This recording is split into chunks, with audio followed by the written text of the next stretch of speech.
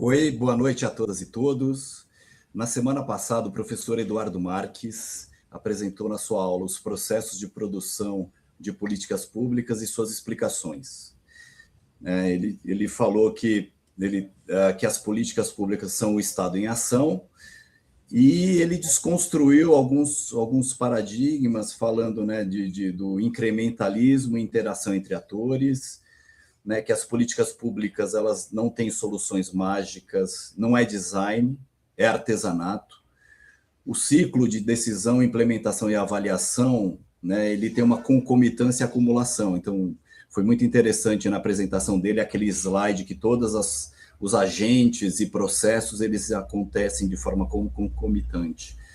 E não é técnica, né, o processo é cada vez mais político, né, nas comunidades de política do Tribunal da Razão. E as instituições importam.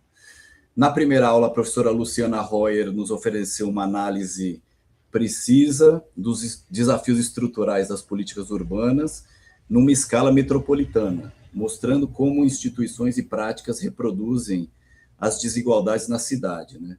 Assim, sem a orquestração realizada por um ente metropolitano, conforme prevê o Estatuto da Metrópole, ações entre as prefeituras de uma mesma região metropolitana tendem a ser fragmentadas e menos eficazes. Nessa aula, essas duas primeiras aulas e a aula de hoje da professora Renata Bichir fazem parte do eixo estrutural do nosso curso, que é um bloco de 5 encontros dedicados a compreender os fundamentos que sustentam as políticas públicas urbanas. Depois desse primeiro bloco, nós vamos ter um bloco da saúde pública, que são 3 aulas, que vão abordar nutrição, a tecnologia na parte de saúde pública e a saúde pública com interação com grupos vulneráveis, sob a égide do SUS. E, por fim, a parte final do curso, com 5 aulas, tratará de habitação, planejamento urbano e meio ambiente, com alguns estudos de caso na questão urbana. Agora eu passo a palavra para a professora Renata Bichir. Ela é professora da Escola de Artes, Ciências e Humanidades da USP e pesquisadora do Centro de Estudos da Metrópole, o CEM. O título da aula é Desafios da Implementação de Políticas Públicas. O professor Eduardo Marques, na aula passada, já deu algumas indicações, né, da aula dessa aula. E é isso, eu passo a palavra agora para a professora Renata Bichir.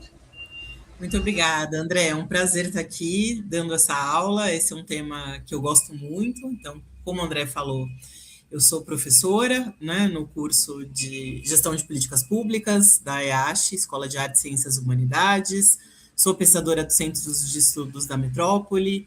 Estou atualmente secretária executiva da Associação Nacional de Pós-Graduação em Ciências Sociais e minha agenda de pesquisa é, há bastante tempo, voltada para análise de política pública de maneira geral e para os estudos de implementação de maneira particular, né?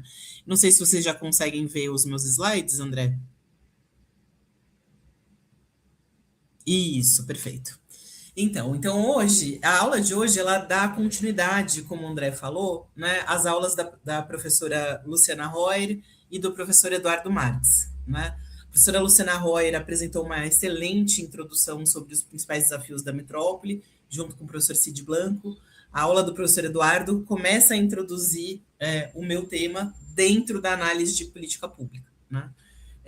O título Desafios não é trivial, né? A gente tem uma série de problemas envolvendo a implementação, mas a gente também tem uma série de oportunidades. E esse é o momento mais importante para a gente pensar como é que intenções viram práticas, né? Como é que grandes desejos de transformação das cidades, das políticas públicas, da vida dos cidadãos, como é que a gente tira isso do papel e faz acontecer, né? A gente tem uma série de instrumentos normativos importantes, como o próprio Estatuto da Metrópole, que a professora Luciana Royer bem abordou. A gente tem a nossa Constituição Cidadã, a gente tem avanços legislativos importantes na área de meio ambiente e mesmo em outras áreas bem sensíveis, como violência contra a mulher, mas a gente também sabe que nem tudo aquilo que está na letra da lei consegue ser efetivado na realidade, né? A gente sabe que às vezes tem uma distância muito grande entre intenções, desejos que viraram legislação, que viraram normativos, e aquilo que acontece no dia a dia das políticas públicas. Então, a aula de hoje é é bastante voltada para a gente discutir essas perspectivas, né? E qual foi a estrutura que eu pensei? Né, a gente poderia falar de muitas coisas sobre implementação.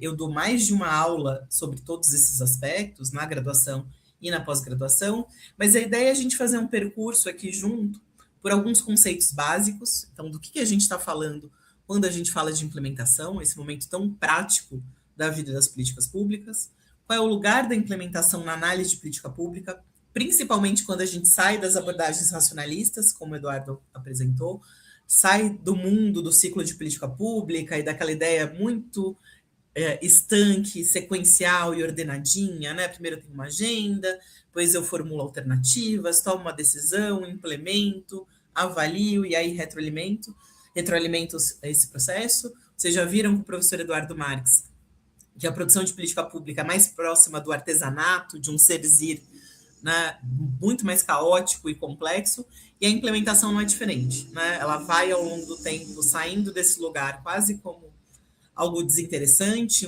né, uma ideia de execução muito mais próxima da burocracia, de procedimentos administrativos, e ela também vai sendo problematizada como um momento pleno de decisões, de transformações, com vários significados, né? Então, entender como uma política pública acontece ou não acontece ajuda a gente a entender também quais são as possibilidades de transformação da realidade. Então, não basta ter um bom desenho de política pública, disputar uma agenda, ter um bom normativo e esperar que magicamente as coisas aconteçam e dali a, sei lá, 4 anos, 5 anos, a gente avalia e vê se deu certo, né? A gente não tem esse tempo a perder no dia a dia das políticas públicas. Então, como é que a gente vai, ao mesmo tempo, acompanhando quais eram as intenções originais, que podem ser mais claras, mais difusas, mais disputadas ou menos disputadas, e o que vai acontecendo no dia a dia.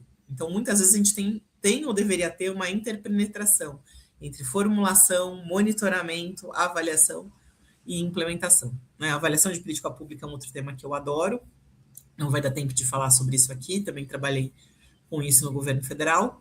E essa experiência no governo federal foi importante, inclusive, para a gente pensar, e eu vou trazer um pouco disso aqui, essas cadeias longas de implementação, né? O Eduardo falou na aula passada dessa ideia das cadeias decisórias, né?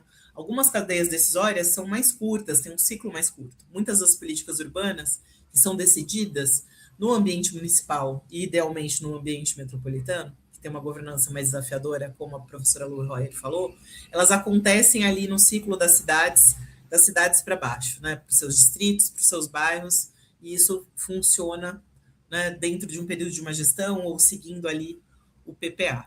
Quando a gente está pensando em grandes políticas públicas nacionais, a gente tem desafios importantes. Eu tenho estudado, por exemplo, o Sistema Único de Assistência Social, também tenho acompanhado outras políticas sociais e como é que elas chegam no ambiente metropolitano, né? Então, a minha aula, de certa maneira, também tem um gancho com um bloco que vem depois sobre saúde, sobre políticas sociais nas cidades. Então, como é que uma decisão tomada lá em cima, no topo decisório, em Brasília, chega nos estados, chega nos municípios, né? Quantos níveis de tradução, de interação, reinterpretação e formulação acontecem, né? Estava dando exemplo da própria Constituição de 88, esse é um outro ponto, né? A gente tem lá na Carta Magna de 88 uma série de diretrizes para a política social, para combate à pobreza e desigualdade, e também para a política urbana. Mas como é que esses preceitos gerais vão sendo traduzidos em desenhos concretos de política e vão chegando lá na ponta, né? Falar da implementação também é falar dessa interação entre cidadãos, entre usuários, beneficiários de política e os burocratas de linha de frente, as pessoas que estão ali entregando os serviços, prestando as políticas na ponta. Tá? Vou falar um pouquinho sobre algumas abordagens na literatura, como é que a gente costumava analisar a implementação, como que a gente analisa hoje. Vamos discutir alguns atores centrais, algumas categorias. Não daria para deixar de falar dos desafios de coordenação, né? Então, um país federativo como o Brasil, como é que a gente pensa, então, essa relação entre União, Estados e municípios, para pensar o eixo vertical, e como é que a gente pensa o eixo horizontal, né? Então, concordo completamente com o professor Eduardo que pensar política pública é pensar o Estado em ação. mas cada vez mais a gente está pensando no Estado em ação e em interação, né? Então, como é que o Estado interage com atores não estatais na produção de política pública? Em muitas políticas urbanas, transporte, coleta de resíduos sólidos e uma série de outras, a gente tem interação entre público e privado. A gente tem concessão de serviços públicos. O Estado, nessas políticas, ele está mais regulando a provisão indireta do que necessariamente provendo os serviços, né? E aí, quanto maior a cidade, quanto maior o município, maior tende a ser essa provisão indireta, né? Nas políticas sociais também, não dá para falar de educação, saúde, cultura, assistência social, sem pensar nas organizações do terceiro setor que desenvolvem uma série de relações de parceria com o Estado. A gente tem um marco regulatório geral importante, que é o MIROSC, né? O marco regulatório das organizações da sociedade civil, e esse marco vai sendo traduzido por áreas de política pública e localmente, né? Aqui na cidade de São Paulo, para a gente pensar em editais de cultura, a gente está pensando esses produtores culturais. E a gente está pensando desde produtores culturais individuais até grandes produtoras. Então, a gente tem interações cada vez mais complexas na produção de política pública. Então, temos o Estado em ação e o Estado em interação, né? O Estado vai desenvolvendo a sua capacidade de prover política pública por meios próprios e também nessas interações. E aí, né, como é que esses arranjos de implementação e de governança são coordenados? Nem sempre são coordenados de maneira hierárquica. Por vezes a gente tem redes mais horizontais de produção de política pública, mas tudo isso também é uma questão de análise empírica, né? E aí, se der tempo, vou trazer alguns exemplos de como é que a gente tem estudado implementação na agenda brasileira, né? Vale destacar que essa é uma área muito interessante, em que o Brasil tem muitas contribuições para o debate internacional, né? Olhar para um país desigual, heterogêneo e complexo como o Brasil tem ajudado a trazer para a literatura internacional categorias que estavam fora do radar, né? Seja do ponto de vista de capacidades estatais, de tipos e perfis de burocracia, seja do ponto de vista de uma agenda bem importante, né, que vem sendo desenvolvida por pesquisadores como o Roberto Pires e a Gabriela Lota, que é um pouco essa ideia de pensar que mesmo políticas públicas bem intencionadas, desenhadas para combater pobreza, desigualdade, para combater problemas urbanos, podem trazer problemas e reprodução de desigualdades na sua implementação.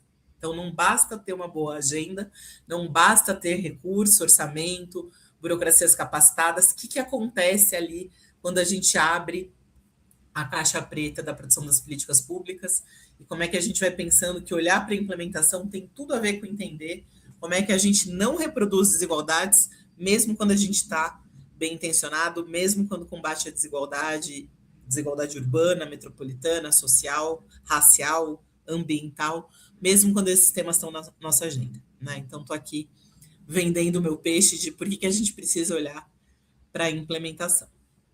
E aí, vamos lá, né?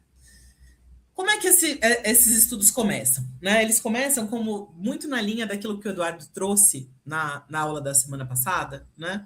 Numa abordagem bastante racionalista e muito acreditando que o que importava era o processo decisório principal, né? Tenho uma agenda e faço ali uma boa adequação entre meios e fins. Penso sobre o meu problema, pondero alternativas e supostamente escolho as melhores maneiras para resolver aquele problema, né?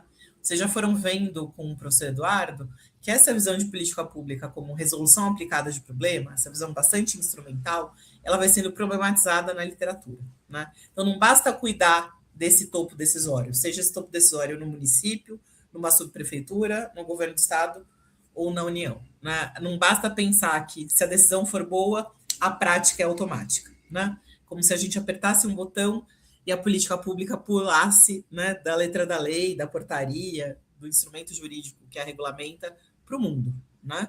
Então, a gente está tentando, né, as primeiras definições fazem muito essa cisão entre decisão e execução, como se implementação pudesse ser traduzida como execução de decisões anteriores.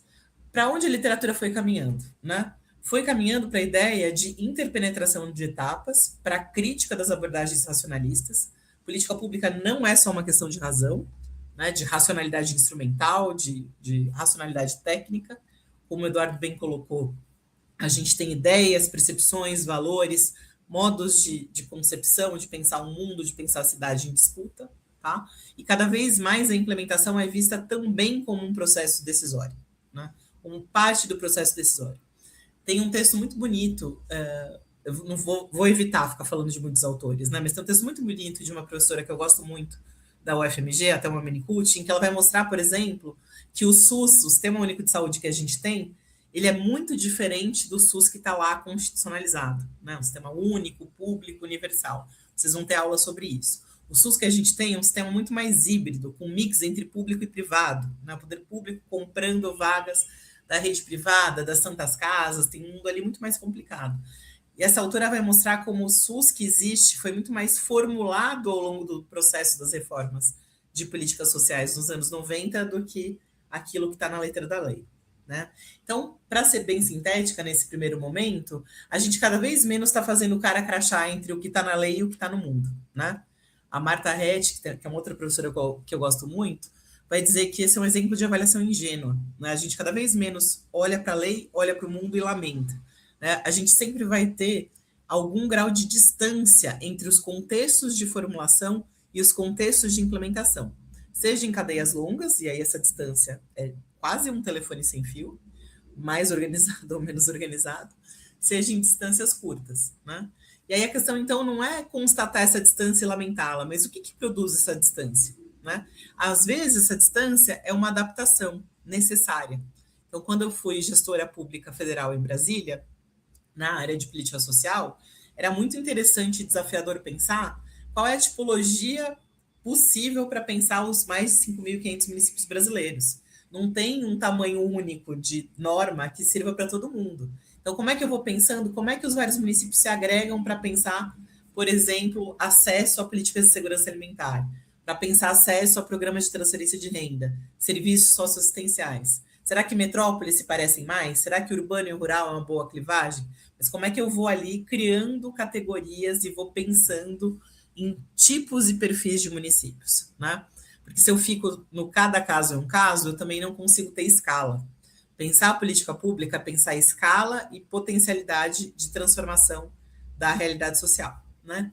Então, temos um caminho também nos estudos de implementação das abordagens mais nacionalistas e separadoras de a decisão central e o mundo, né? E definições que vão pensar cada vez mais quem decide sobre o que com quem, em quais arenas, né? O que acontece em arenas formais, dentro do executivo, no legislativo, eventualmente no judiciário, que é todo um outro tópico, né? A judicialização das políticas, e como é que isso tem acontecido, tá? Então, a gente tem uma mudança nos estudos de implementação que é bastante similar àquilo que o professor Eduardo falou em termos dos modelos de análise de política pública como um todo, tá? Esse é um terreno interessante e, por vezes, disputado de conexão entre administração pública e ciência política, né? Porque a gente está, de fato, pensando essa conexão entre intenção e resultados na prática, né? Então, algumas definições vão nessa direção. Aquilo que acontece entre a intenção de fazer ou não fazer e seu impacto no mundo. Né? Como é que eu ajo em nome da política pública? E quais são os instrumentos, quais são os meios que eu utilizo? Né? Posso estar falando de instrumentos jurídicos, orçamentários, instrumentos normativos, informações, monitoramento, avaliação. A gente tem uma série de tipologias de instrumentos. Né? E nem tudo sai conforme previamente planejado. Tá? Então, a literatura vai avançando nessa ideia de pensar decisões e não decisões, né? E não necessariamente nessa direção de achar que as decisões tomadas são as melhores e as mais racionais, né? Por muito tempo, então, a avaliação foi esse elo perdido entre decidir, tomar uma decisão, escolher uma alternativa e avaliar resultado. E aí, por efeitos de frustração desses decisores, a gente começou a olhar o que de fato está acontecendo. Essa, então, não é uma etapa desinteressante e burocrática no sentido negativo. Né? Abrir essa caixa preta e entender essas escolhas é fundamental. E a gente pode fazer isso de diferentes maneiras. Tá? E aí, esse ponto. Por que a gente estuda implementação? Né? Porque muitas vezes a prática frustra decisores. Eu achei que eu estava chegando num público e chego em outro. Desenhei um programa de habitação de interesse social, como estava conversando com o André, e não é o público da habitação de interesse social que está conseguindo comprar essa moradia. O que está acontecendo, né? Desenha um programa como Minha Casa Minha Vida com objetivo e ele tem outras externalidades. Então, como é que a gente vai entendendo qual era a intenção e qual é a prática? Como é que a gente vai entendendo que, eventualmente, algumas políticas são desenhadas como balas de prata, né? Tem múltiplos objetivos, alguns mais expressos, outros mais escondidos, né? E também esses objetivos podem ir mudando ao longo do tempo, né? Eu estudo, por exemplo, o programa Bolsa Família há muito tempo. Uma coisa é entender o Bolsa Família de 2003, em que várias disputas ali das comunidades de política pública, das coalizões que o Eduardo abordou, estavam colocadas e como é que ele vai sendo consolidado ao longo do tempo.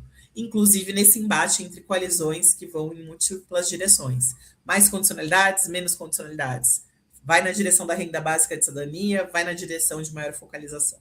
Então, esse é um outro ponto. Para que público eu desenho o meu programa, que público o recebe?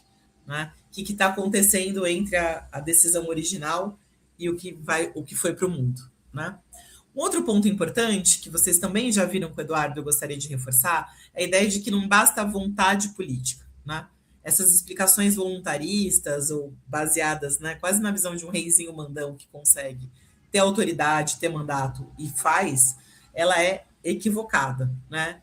Então, política pública não vira prática simplesmente porque tem autoridade e tem recursos. Recursos são fundamentais, mas recursos são disputados. Né? Felizmente, a gente não tem recurso para tudo, para todas as agendas. A gente tem mais temas, demandas na sociedade do que a gente consegue processar dentro das políticas públicas. Então, como é que isso acontece? A gente não tem recursos e capacidades técnicas, políticas, para tudo aquilo que a gente gostaria. Então, como é que a gente entende isso? Como eu falei antes, como é que a gente vai monitorando o comportamento dos agentes envolvidos? Né? Desde as burocracias de alto escalão, que estão na parte das decisões centrais, até as burocracias de médio escalão, que fazem essa tradução entre as agendas políticas e a dimensão técnica operacional, e quem está lá na ponta, professores, enfermeiras, agentes comunitários de saúde, policiais, que estão ali no dia a dia, na interação com a população. Como é que ao longo dessa cadeia a gente vai entendendo, né, quais são os fatores organizacionais, pessoais, institucionais que vão balizando, vão constrangendo esse comportamento e como é que a gente vai monitorando ao longo do tempo o que está acontecendo. Né? Isso é um ponto bem importante. Como é que a gente não espera simplesmente um resultado lá no final, mas vai acompanhando o dia a dia da política pública? Porque tem disputas importantes ao longo desse processo. A disputa relevante não termina na definição da agenda e na escolha de uma alternativa. Né? Eu posso ter mais de uma maneira de entregar a política pública sendo disputado o tempo inteiro. Né? Um exemplo que eu poderia trazer e que eu tenho estudado no meu grupo de pesquisa e orientado, por exemplo, as políticas para a população em situação de rua. Né? A gente tem desde as visões higienistas, né, das pessoas que simplesmente pagam passagem para se livrar dessa população, e até várias disputas dentro da assistência social e de outras áreas de política. Deveria ir numa direção de housing first, moradia primeiro. Então, primeiro eu arrumo uma casa, coloco essas pessoas na moradia e depois eu vou pensar saúde, educação, geração de emprego e renda? Ou eu vou pensar essa política dentro da área de assistência social? Vou pensar essa política em frentes de trabalho? Tenho mais de um modelo de implementação para lidar com o mesmo problema público. Né?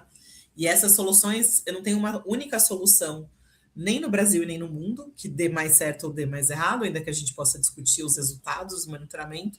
E essas disputas estão o tempo inteiro sendo colocadas no debate público. E permeadas por valores morais, inclusive, né? Quem merece política pública? Quem deve ser objeto da ação do Estado? Para quem a ação do Estado é polícia, bala, violência, e para quem a gente pensa em prevenção, política de saúde, assistência, etc. Então, tem terrenos aí bem interessantes para a gente pensar.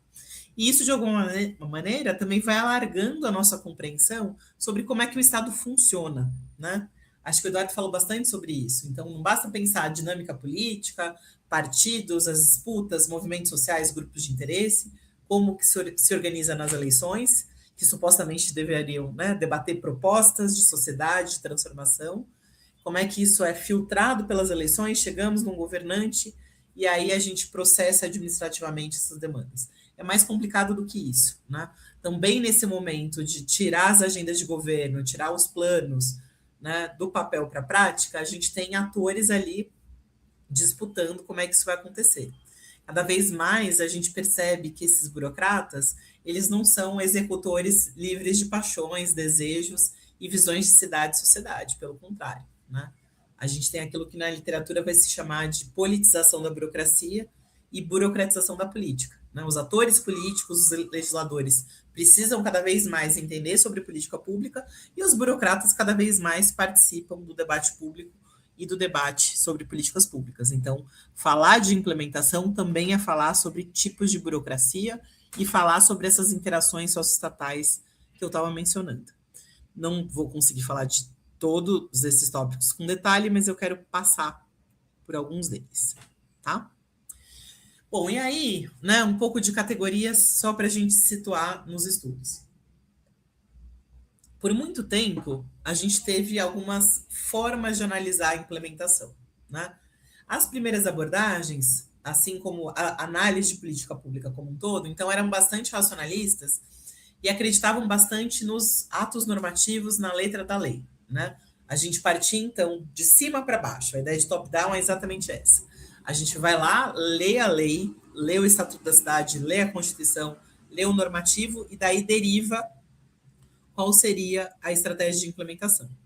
E aí as análises vão mais analisar se a lei é clara, se ela é ambígua, se ela deixa lacuna, se ela não deixa lacuna. Então, estudos muito baseados nessa intenção primeira, né, dos legisladores, daqueles que estão responsáveis pela normatização, né? Então, pouca problematização dos objetivos da política, muita aceitação de que esses objetivos normatizados são válidos, e aí como é que a gente percebe a possibilidade de transformar essas intenções em práticas no mundo. Então, muita análise de cima para baixo, tá? Ao longo do tempo, com a crítica dessas abordagens muito racionalistas e muito hierárquicas, a gente começou a inverter o jogo. Vamos parar de olhar para a lei e vamos olhar para a política como ela acontece, né? Já que muitas vezes a gente tem essa distância entre a lei e o mundo, vamos olhar primeiro para o mundo, né? E aí, desde os anos 70, final dos anos 70, com os trabalhos do Michael Lipsky e de vários outros autores, a gente começa a fazer essas abordagens bottom-up, de baixo para cima, né? A gente está menos preocupado, por exemplo, na política de educação, de habitação, como ela está na letra da lei federal, municipal, estadual, e mais olhar ali para como que ela está acontecendo no dia a dia, né? Como é que os objetivos da política são disputados e construídos no dia a dia. Vamos olhar para as redes de implementação, para os atores. Por exemplo, quem está cuidando de pessoas com deficiência na cidade? Está dentro da responsabilidade estatal? Está em organizações? Está na filantropia? Está na igreja? Né? E mais do que lamentar que a gente tenha, por exemplo, uma rede de cuidados dentro do SUS e, na prática, essa rede de cuidados seja tecida de maneira bem mais complexa, né? Então, essas abordagens começam a olhar menos da norma para o mundo e mais do mundo para derivar o que vem a ser a política, tá? Lá pelas tantas, nos anos 90, há uma tentativa de integrar essas duas abordagens, né? Então, como é que eu extraio o que tem de melhor de cada uma delas? Como é que eu não ignoro completamente a letra da lei? Olho para aquilo que está expresso, mas também olho para aquilo que está acontecendo no dia a dia ali, no cotidiano das pessoas, vivendo suas vidas e do Estado produzindo suas decisões, né? Aí a gente tem alguns modelos sintéticos que eu nem vou entrar aqui, mas são modelos que, de alguma maneira, vão pensar qual é o conjunto de atores que se articula para defender grandes ideias e projetos de transformação num determinado ambiente de disputa, né? Uma das coisas que acontece na análise de política pública, como o Eduardo falou, é a politização dos processos, a complexificação dos processos e a consideração de outros atores para além dos legisladores e burocratas. Então, qual é o papel da mídia? Qual é o papel dos acadêmicos? Qual é o papel dos movimentos sociais? Qual é o papel de uma série de outros atores que estavam fora do radar? E esse modelo de colisão de defesa vai um pouco olhar para isso. Então, se eu separo ali, na área de meio ambiente, quais são os atores? Eu não consigo entender nada de política de meio ambiente sem entender interação entre movimentos ambientalistas e burocratas. Não tenho decisões simplesmente tomadas dentro do Estado. Idem em várias outras áreas de política social, proteção de direitos das mulheres, todo o subsistema de saúde da população negra no Brasil, né? Tem uma história super bonita de como é que o movimento feminista, dentro do movimento negro, ajuda a construir esse subsistema dentro do SUS, né? Mostrando com indicadores quais são os agravos que afetam desproporcionalmente a população negra e quais são os cuidados específicos. Idem para políticas para a população LGBTQIA+. tem vários exemplos de agenda de política pública que são construídas na interação socioestatal. Então, é o Estado em ação e interação, tá? Tanto na definição das agendas e da formulação, quanto na implementação, né? Uma vez que a gente consegue finalmente ter um grande marco normativo, como o Estatuto da Cidade, como o Ministério das Cidades, não basta, a gente celebra essa vitória e vai disputar o momento seguinte, vai disputar a implementação. Será que esses instrumentos estão operando como a gente queria? Será que essas agendas estão gerando as transformações que a gente gostaria? Então, lentes de análise como a coalizão de defesa vão olhar para isso. E qual é o resumo da ópera hoje, tá? A gente para de disputar que tem que olhar de cima para baixo ou de baixo para cima e começa a pensar que esses fluxos eles são mais interpenetrados e mais misturados, né? A gente tem decisões de topo que afetam o comportamento subnacional. Isso tem bastante a ver com a minha agenda de pesquisa, e se der tempo eu trago esse exemplo, né? Então, como é que ao longo do tempo o Sistema Único de Assistência Social vai definindo leis, parâmetros, regras gerais e vai definindo qual é o espaço de estados e municípios, como é que essa divisão do trabalho vai acontecendo, né? Eu sempre brinco com os meus alunos que trabalho em grupo tem esse desafio, tem gente sempre que pega carona e não faz nada, ou traduzindo para o popular, cachorro com muito dono morre de fome, né? Então, se a gente diz que algumas áreas são competências comuns, o grande desafio é que nada aconteça, né? Por exemplo, combate à pobreza e desigualdade, competência comum de União, Estados e municípios. Mas, para além dessa diretriz geral, como é que eu, de fato, em cada área de política, defino? Olha, então aqui o Estado vai capacitar municípios, vai fazer apoio técnico, vai coordenar redes regionais.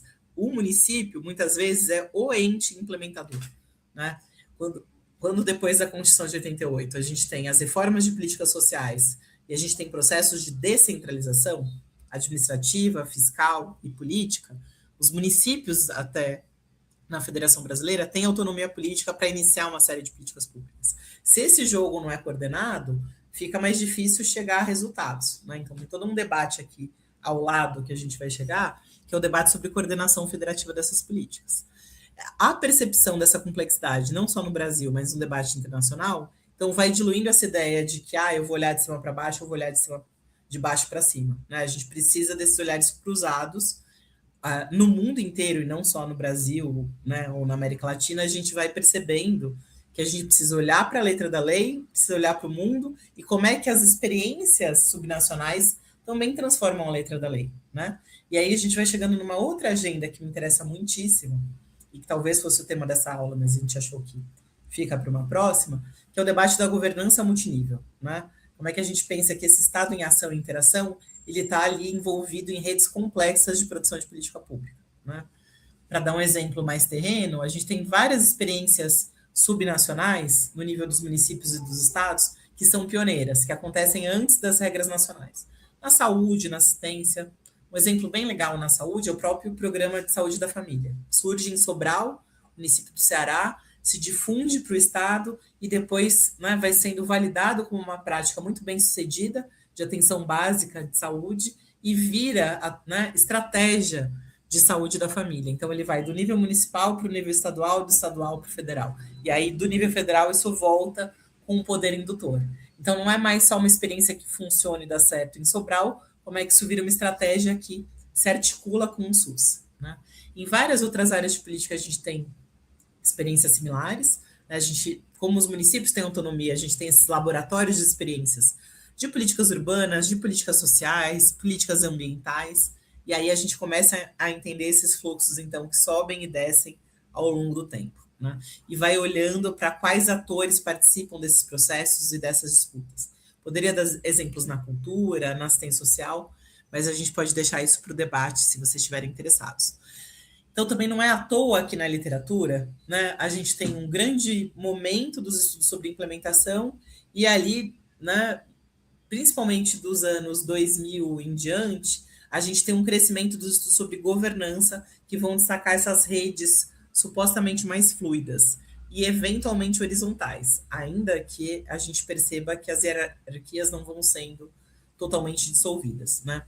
No debate internacional, mas também no debate brasileiro, a gente tem esse momento de parar de olhar só para a implementação, com um foco muito grande no Estado, e começar a olhar para os estudos de governança, seria um quarto momento da literatura que não prescinde do Estado, né? Então, o Estado ocupa novas funções, o Estado eventualmente está regulando a provisão indireta, como eu falei, mas isso não significa dizer que ele parou de ser relevante, só que ele assume novas funções, tá? E aí, deixa eu apertar, né? Para onde a gente foi nas abordagens contemporâneas, né? Então, a gente cada vez mais leva a implementação a sério como objeto analítico em si. A gente para de pensar na implementação simplesmente como uma metáfora para falar de execução ou de prática, né? E a gente está olhando para esse momento específico para entender a ação de burocratas, com quais atores esses burocratas se articulam, por meio de quais instrumentos, né? E também nessa perspectiva não racionalista, os instrumentos não são pura técnica para resolver problemas, né? Quais são as escolhas que os atores fazem nesse processo decisório e quais são as consequências dessas escolhas, né? Inclusive efeitos não antecipados, né? Como é que uma tecnologia que parece simples, como a catraca, né? Tem um estudo bem bonito aqui em São Paulo sobre como a tecnologia da cobrança de passagem de ônibus vai mudando a relação entre passageiros e usuários de ônibus, né? Um estudo do Marcos Campos, orientando do Eduardo Marques no mestrado, né? Como é que a catraca muda muita coisa, como é que a catraca eletrônica muda muita coisa, inclusive para pensar a remuneração das empresas, como é que a gente pensa a relação entre distância, número de passageiros por coletivo, né? A gente tem ali disputas interessantes entre as empresas, o poder público, a gente tem a questão do subsídio da passagem, como é que a criação do bilhete único muda isso, e aí como é que a tecnologia, que parece só tecnologia, vai mediando essas relações entre cobradores, motoristas, usuários, e entre empresários e o poder público que está regulando o transporte urbano na cidade. Esse é um exemplo de estudo de implementação pela ótica dos instrumentos de política pública. Como é que eu penso, por exemplo, que as categorias que eu escolho utilizar num censo, num cadastramento como cadastro único, fazem toda a diferença do mundo e não são nada neutras, né? Essa é a minha área de estudo. Então, como é que a partir da V7 do cadastro único, que começa lá em 2010, a gente finalmente cria categorias para a população em situação de rua, sentados da reforma agrária, atingidos por barragem. Essas pessoas já existiam antes, mas eu não tinha categoria no censo para produzir essa visibilidade. Então, por meio dos instrumentos de política pública, a gente torna visíveis ou invisíveis pessoas e territórios. Esse é um ponto bem importante para além de uma visão racionalista, né? Como é que as escolhas que eu adoto ao longo do processo de produção de política pública geram consequências, tá? Seja no debate de zeladoria urbana, seja no cadastramento de políticas sociais, seja, por exemplo, na discussão sobre aonde eu preciso de mais escolas, onde eu preciso de mais postos de saúde. Como é que eu faço leitura de território para saber quais grupos sociais, quais grupos demográficos estão ali representados. Então, onde eu tenho mais idosos e eu preciso de certos equipamentos de assistência, onde eu tenho mais crianças, né? E aí, escolher olhar e como olhar faz uma diferença danada, né? Tem estudos bem bonitos de implementação só olhando pela ótica dos instrumentos. Não vai dar tempo de falar muito sobre isso, mas também podemos discutir mais, tá?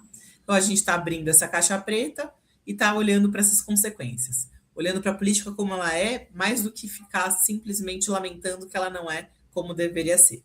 Ainda que essas duas dimensões estejam articuladas. Boas abordagens analíticas e empiricamente orientadas, e falar de empiricamente orientado não significa escolher um método específico, tá? Como minha aula de manhã é sobre métodos, já aproveito de amanhã, não aqui, lá na USP Leste, né? Como é que a gente pensa que a gente tem muitas maneiras de fazer pesquisa e que esse lugar da explicação, ele é muito importante, inclusive quando eu quero eventualmente prescrever, orientar para onde deveria ser. Se a gente não conhece esses processos de produção, fica muito mais difícil abstratamente inferir para onde a gente deveria ir, tá? E aí, um ponto bem importante para mim, né? Então, qual é o estado da arte do debate hoje? Né? Quais são os pressupostos que estão estabelecidos, né? Depois desse embate entre olha de cima para baixo, olha de baixo para cima, tenta criar modelo sintético e vai percebendo que tudo é mais interpenetrado. Então, a gente cada vez mais vai perceber que formulação e implementação não são fases distintas do ciclo de política pública, principalmente numa abordagem mais próxima, né, daquilo que o Eduardo chamou de politização das análises, né? Numa perspectiva de ciência política que leva a sério as disputas, a gente não está mais pensando simplesmente em etapas separadas. A gente está pensando em cadeias decisórias envolvendo uma multiplicidade de atores. Então, como é que a gente identifica essas cadeias? As cadeias longas, elas são nacionais, elas são estaduais, elas envolvem países, né? A gente tem falado pouco disso daqui, mas a gente também tem exemplos de políticas públicas que são induzidas ou que contam com a participação de organismos internacionais, ONU, AIT, etc., né? Toda a área de proteção ao trabalho escravo no Brasil tem tudo a ver com pactos internacionais. Então, ele tem uma dimensão, inclusive, supranacional, pautando a produção de política pública local. Então, pensar em qual escala a gente está situado e o que a gente vai analisar faz diferença. Quais são os atores relevantes? Eu tenho interação entre atores públicos e privados? Eu tenho movimentos sociais? Eu tenho organizações do terceiro setor? Essas organizações são todas iguais? Todas elas têm a mesma capacidade de incidência sobre as políticas públicas? Né? A gente tem coisas interessantíssimas e desafiadoras. Né? Tem uma orientanda que terminou um trabalho incrível sobre comunidades terapêuticas. Né? Como é que eu vou pensar o mundo da internação compulsória das pessoas que fazem uso abusivo de álcool e outras drogas? Essa é uma área de política pública em que eu tenho organizações religiosas sendo reguladas pelo Estado. Né? Então, eu tenho um mundo cada vez... Dizer que algo é complexo significa especificar as fontes dessa complexidade. Né?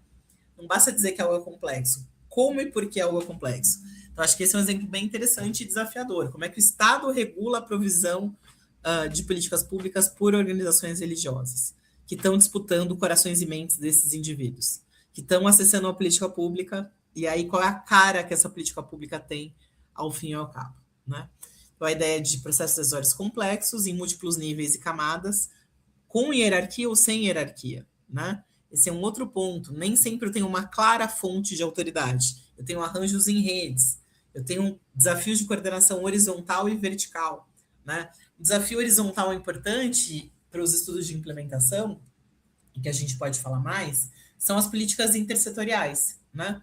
Cada vez mais, quando eu tenho um problema complexo, população em situação de rua, habitação de interesse social, o que vocês quiserem, né? Educação inclusiva de pessoas com deficiência, eu tenho problemas que transbordam, muitas vezes, setores governamentais específicos. Né? Esse é um outro ponto. Os problemas públicos são imbricados e a lógica de organização governamental ela é setorializada. E aí, como é que eu penso o intersetorial? Né? Como é que eu penso, como é que a assistência coopera com a saúde, coopera com a educação?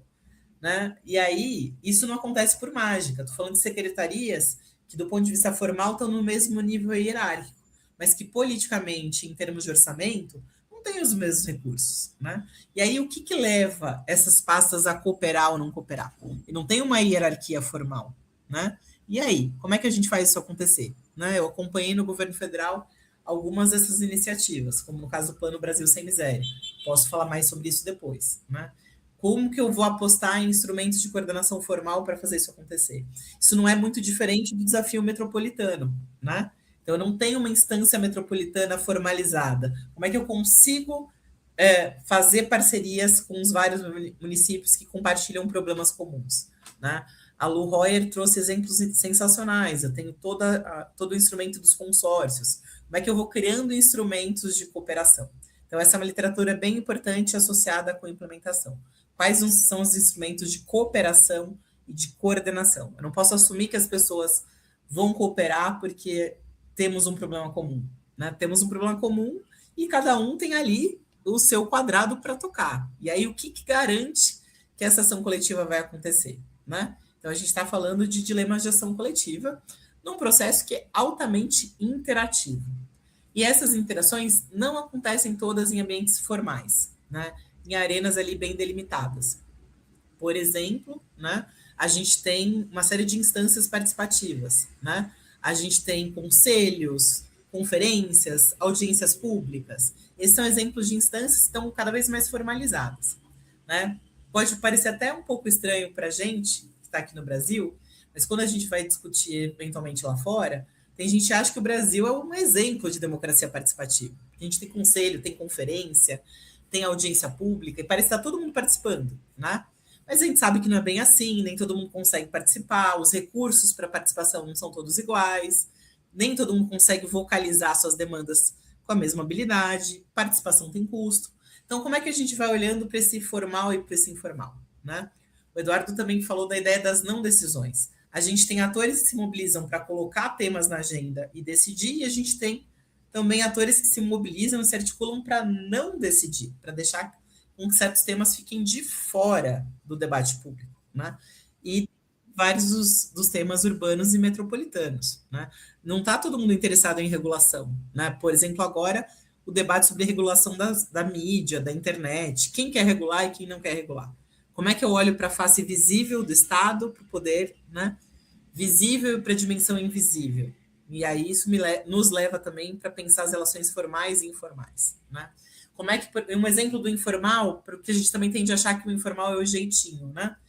Para olhar pelo copo cheio, né? Quando eu estava lá em Brasília acompanhando algumas agendas de política social, era muito interessante observar como padrões de carreira burocráticos, né? A gente tem a carreira de especialista de política pública e gestão governamental, PPGG, né? Como é que a circulação desses burocratas, da Previdência para o MDS, do PAC, do monitoramento de petróleo e gás, como é que isso gera aprendizado, inclusive sobre os instrumentos e sobre os processos de implementação. Como é que um burocrata que aprendeu a fazer sala de situação, a pensar tempestivamente monitoramento e avaliação lá do petróleo e gás, vem para o Ministério do Desenvolvimento Social e traz essa tecnologia para pensar cisternas no semiárido, para pensar o Pronatec Brasil Sem Miséria, né, que era um programa de qualificação profissional para o público do Cadastro Único que eu acompanhei. Então, isso é muito interessante, né? Como é que parcerias informais entre carreiras de burocratas ajudam a tecer vínculos, apoios, coalizões, né? E aí, qual é a fragilidade desses vínculos informais, tá? Idem quando a gente está pensando numa escala intramunicipal. Fiz avaliações de políticas que não vai dar tempo de mostrar aqui, mas a gente pode discutir, sobre como que no território redes de lideranças comunitárias muito diversas, né, conseguem se articular e definir prioridades para aquele território, né? E como é que essas demandas são articuladas e apresentadas junto ao poder público, que por vezes, né, analisa aquele território como uma folha em branco. Territórios nunca são folhas em branco, são espaços do vivido, espaços do cotidiano. Então, como é que a gente consegue entender quais são os pontos de articulação existentes e faz um bom diagnóstico antes de começar uma política pública, né? Como é que a gente olha também para esse informal e para essas parcerias que podem ser tão importantes para abrir as portas para uma nova política pública, né? E aí a gente vai tendo, então, uma coleção de fatores organizacionais, institucionais e relacionais que afetam a implementação. O estudo da implementação ele é desafiador porque a gente não tem uma grande teoria geral da implementação, né? Aliás, eu detesto manuais, eu sempre desconfio da suposta facilidade dos manuais, mas como é que a gente enfrenta esse mundo que é complexo e vai decompondo, né? A ideia de analisar como decompor é uma imagem que eu gosto muito e eu uso muito em sala de aula, né? Então, temos um emaranhado desafiador, como é que a gente vai puxando os fios e vai separando os elementos componentes e vai entendendo em cada momento o que faz mais diferença, o que eu preciso analisar, né? Se a gente vai dizer que tudo importa, fica desafiador também, né? Mas vamos lá, que eu falo bastante, como eu disse para o André, e não dá para falar de tudo, né? Queria falar um pouquinho, então, sobre o papel das burocracias na implementação, tá? Como eu falei para vocês, a gente tem cada vez mais abordagens que vão além daquela imagem estilizada, né, do burocrata livre de paixões numa torre de marfim, simplesmente apertando o botão, sistemas e decidindo, né, executando decisões tomadas por políticos eleitos.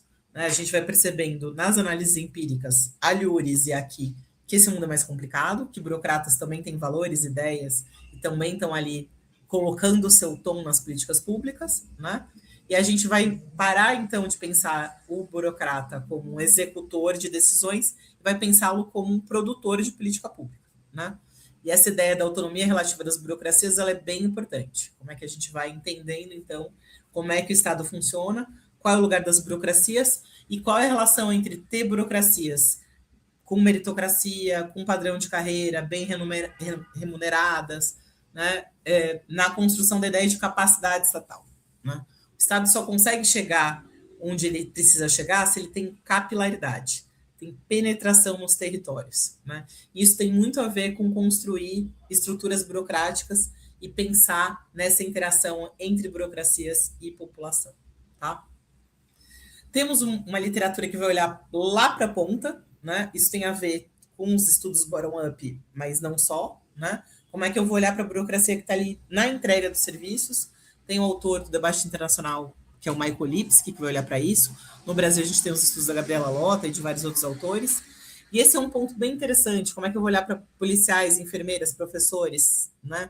Agentes comunitários de saúde, como aqueles atores que são a cara do Estado para as pessoas, né?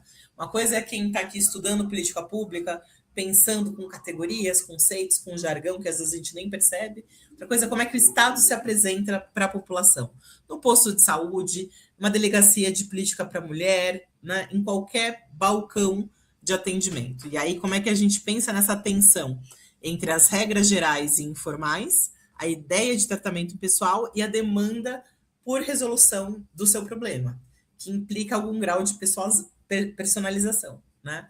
E aí, como é que a gente vai brincando e vai entendendo as tensões entre essas categorias, né? A demanda pela impessoalidade e a importância de um tratamento diferenciado. Eu, como professor e burocrata de linha de frente, consigo pensar nisso no meu cotidiano. Qual é o perfil dos meus alunos, né? Quando eu estou vendo os meus alunos, não aqui na tela abstrata, né? Como é que eu penso para quem eu estou dando aula? Eu dou aula para quem está entendendo, quem está lá na frente? Como é que eu percebo quem está boiando, quem não está acompanhando? Como é que eu vou motivando todo mundo? Né? Quais são os filtros, né, mais conscientes ou menos inconscientes que eu ativo para entregar esse serviço aula? Né? E como é que a operação dessa minha autonomia, dessa minha discricionalidade, gera 1 milhão de consequências? Né? Então, não é simplesmente algo casuístico. Né? Padrões reiterados de decisão, né, nessa burocracia ajudam a pensar quem está dentro e quem está fora. Quem vai ter acesso ao serviço e quem não vai.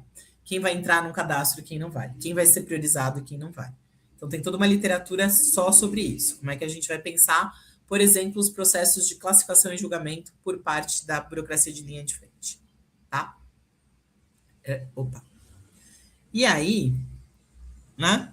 Então, esses atores estão fazendo escolhas alocativas, vão definir inclusão, vão julgar situações específicas, e os valores referenciais desses atores estão ali em jogo, né? A ação discricionária desses atores vai afetar quem acessa e quem não acessa, tá? E aí isso tem efeitos de representação e de exclusão, eventualmente. Um outro tipo de categoria nesse debate, né, a gente tem a burocracia de alto escalão, que são os grandes decisores, não vou falar deles, porque de alguma maneira o Eduardo menciona isso. Temos também a burocracia de médio escalão, quem faz o elo de ligação entre o topo decisório, né, quem tem mandato para decidir, e quem está lá na ponta e vai executar. Coordenadores, gerentes, diretores, supervisores. A gente tem uma imensa variação empírica e isso é bem importante. Quem ocupa essas funções de gestão intermediária, né? E aí conecta topo decisório e a base da entrega. Por muito tempo, quando a gente tinha aquela disputa top-down e bottom-up, a gente olhava pouco para a burocracia de médio escalão. Hoje a gente tem olhado cada vez mais. O que é importante aqui? A gente está falando de funções interpessoais, né? Como é que a gente lida com superiores, subordinados e com pares, como é que a gente também traduz e faz mediação de informações e uma série de decisões, e como é que a gente vai pensar nesse papel que é técnico-político, né? Que é técnico-gerencial. Como é que a gente vai construindo padrões e procedimentos nesse médio escalão, tá? Tudo isso é bastante importante, tem vários estudos que vão por aqui. E aí, para a gente ir avançando mais para o final, né, para um tópico que eu gosto muito e tem a ver com a minha agenda, para eu deixar tempo para vocês falarem também. Além de olhar para os múltiplos atores, e aqui eu falei só de alguns exemplos de categorias de burocracia, podia ter aberto aqui um outro debate, que eu tenho que fazer escolhas, sobre as interações socioestatais. Então, a gente tem atualmente na discussão toda uma literatura que vem da sociologia política e da teoria dos movimentos sociais, né? Como é que eu vou pensar que o Estado está interagindo com esses atores e que essas demandas estão ganhando embocadura no Estado?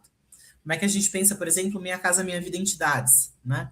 Tem tudo a ver com pensar demandas de movimentos sociais articuladas com agendas públicas. Dei o exemplo do subsistema de saúde da população negra, política de saúde da população negra. Tem o subsistema de saúde da população indígena. Enfim, vários outros exemplos em que eu tenho interações socioestatais. Seja com movimentos sociais, seja com organizações do terceiro setor. Na área que eu estudo, que é a política de assistência social, em metrópoles como São Paulo, Belo Horizonte, Fortaleza, Rio de Janeiro, uma boa parte da provisão de serviços é indireta. O Estado contrata organizações que prestam serviços para essas pessoas, para crianças, adolescentes, pessoas com deficiência. E aí o Estado está muito mais desenvolvendo a sua capacidade regulatória do que a capacidade de provisão direta. Tá? Então, tem muitas literaturas que vão olhar só para isso, para esse Estado em ação e interação. Então, estou trazendo aqui uma pecinha além daquilo que o Eduardo já tinha falado. Tá? E aí, como é que a gente vai pensar a ideia desses contextos interorganizacionais? Né? Então, quais são os atores e quais são os ambientes? Tá? A gente não tem, então, uma teoria geral da implementação, a gente tem abordagens que vão se sucedendo na literatura, na bibliografia indicada, os textos falam sobre isso, tem um texto da Gabriela Lota, tem um texto meu, tem no final do slide, tem várias referências adicionais, né? A gente não tem geral, mas a gente tem cada vez mais uma busca por mecanismos explicativos, né? Como é que a gente vai pensando em causas e vai pensando em ambientes de interação, tá? Faz uma diferença danada, como eu já tinha falado antes e queria amarrar agora, se a gente tem uma única organização cuidando da política inteira, ou se a gente tem uma série de órgãos responsáveis pela cadeia de implementação de uma política, tá? Então, não tem uma única organização responsável pelo Estatuto da Metrópole. Uma série de atores envolvidos com a tradução daqueles preceitos em políticas concretas. Tá? Eu tenho, eventualmente, órgãos específicos cuidando de habitação, cuidando de transporte, mas muitas vezes esses órgãos precisam interagir. Tá? Em vários momentos do processo de produção de políticas, seja para decidir um terreno, um território, seja para resolver problemas de saneamento, antes, né, e drenagem, na definição de um terreno que vai ser utilizado para habitação de interesse social, como é que eu articulo habitação com transporte, habitação, transporte e outros equipamentos sociais, porque as pessoas não querem só morar, muitas aspas, elas querem ter direito à creche, à saúde, educação, assistência, e aí a gente vai chegando nesse território de pensar como é que vários órgãos governamentais se articulam, várias secretarias, organismos internacionais, ONGs e atores privados entram nessa produção, né? Como é que a gente pensa que as grandes empreiteiras estão disputando Minha Casa Minha Vida? Grandes empresas disputam concessão de serviços urbanos como coleta de resíduos sólidos. Coleta de resíduos sólidos é um tema sensacional e super desafiador. Eu tenho desde os catadores de materiais recicláveis, que estão organizados em cooperativas e em movimentos sociais, até as grandes empresas. Então, eu tenho disputas ali entre Davi e Golias. Quando eu tenho um novo marco, né, a Política Nacional de Resíduos Sólidos, que garante normativamente a presença dos catadores, eu desloco depois para estados e municípios, e principalmente municípios, a construção desses arranjos de implementação. Né? E aí, olha que interessante, né, tem uma doutoranda que está fazendo estudo sobre isso em São Paulo e Belo Horizonte. Eu tenho desafios importantíssimos. Eu só vou considerar catadores cooperativados? Vou considerar catadores individuais? Como é que o argumento da escala do problema é mobilizado contra a presença dos catadores e a favor das centrais mecanizadas de triagem, que acabam favorecendo as grandes empresas? Então, tem sempre, né, pensar política pública é pensar quem ganha o quê, por quê, que diferença faz. Cada microdecisão vai gerando ganhadores e perdedores. Não é uma questão de decisões alocativas, técnicas, neutras e inócuas. Muito pelo contrário, tá? E aí, então, nessa linha que eu falei, vamos desagregar os sentidos de complexidade. Por que implementação é cada vez mais complexa? Tenho dinâmicas globais, interdependência entre os países, mesmo nesse contexto caótico atual, países dependem uns dos outros, e a gente tem vários processos de produção de política pública que são imbricados. Em muitas áreas de política social, o Brasil é, inclusive, exportador de modelos de política pública, mas isso é um outro debate, um outro tópico. A gente tem restrições orçamentárias e fiscais, então nem tudo é feito como a gente gostaria. Então, lei de responsabilidade fiscal, por exemplo, é um tipo de normativo que afeta várias comunidades de política pública. Então, mesmo que eu quisesse operar aquela política pública com provisão direta, eu consigo contratar a burocracia que eu gostaria? Consigo operar simplesmente, né, com recursos estatais? Ou eu vou precisar dessa terceirização porque eu não vou ter recurso, não vou conseguir colocar na folha de pagamento concurso público? Né? Então, esse é um outro ponto importante. Tem constrangimentos de outros níveis. toda a discussão da reforma do Estado, do New Public Management, não vou nem entrar mais nessa discussão, mas aquele ideário de fazer mais com menos e de pensar o que seriam as funções precípuas do Estado e que eu poderia eventualmente terceirizar ou delegar para outros atores. Cada vez mais a gente tem novos problemas públicos na agenda, né, que não estavam antes. Não é que esses problemas não existiam, eles são percebidos agora como temas de política pública. Questões ambientais e climáticas, novas questões sociais. Por exemplo, até pouco tempo atrás, ninguém ia pensar numa política de saúde, saúde menstrual, ou ia pensar em políticas de proteção à violência contra a mulher, né?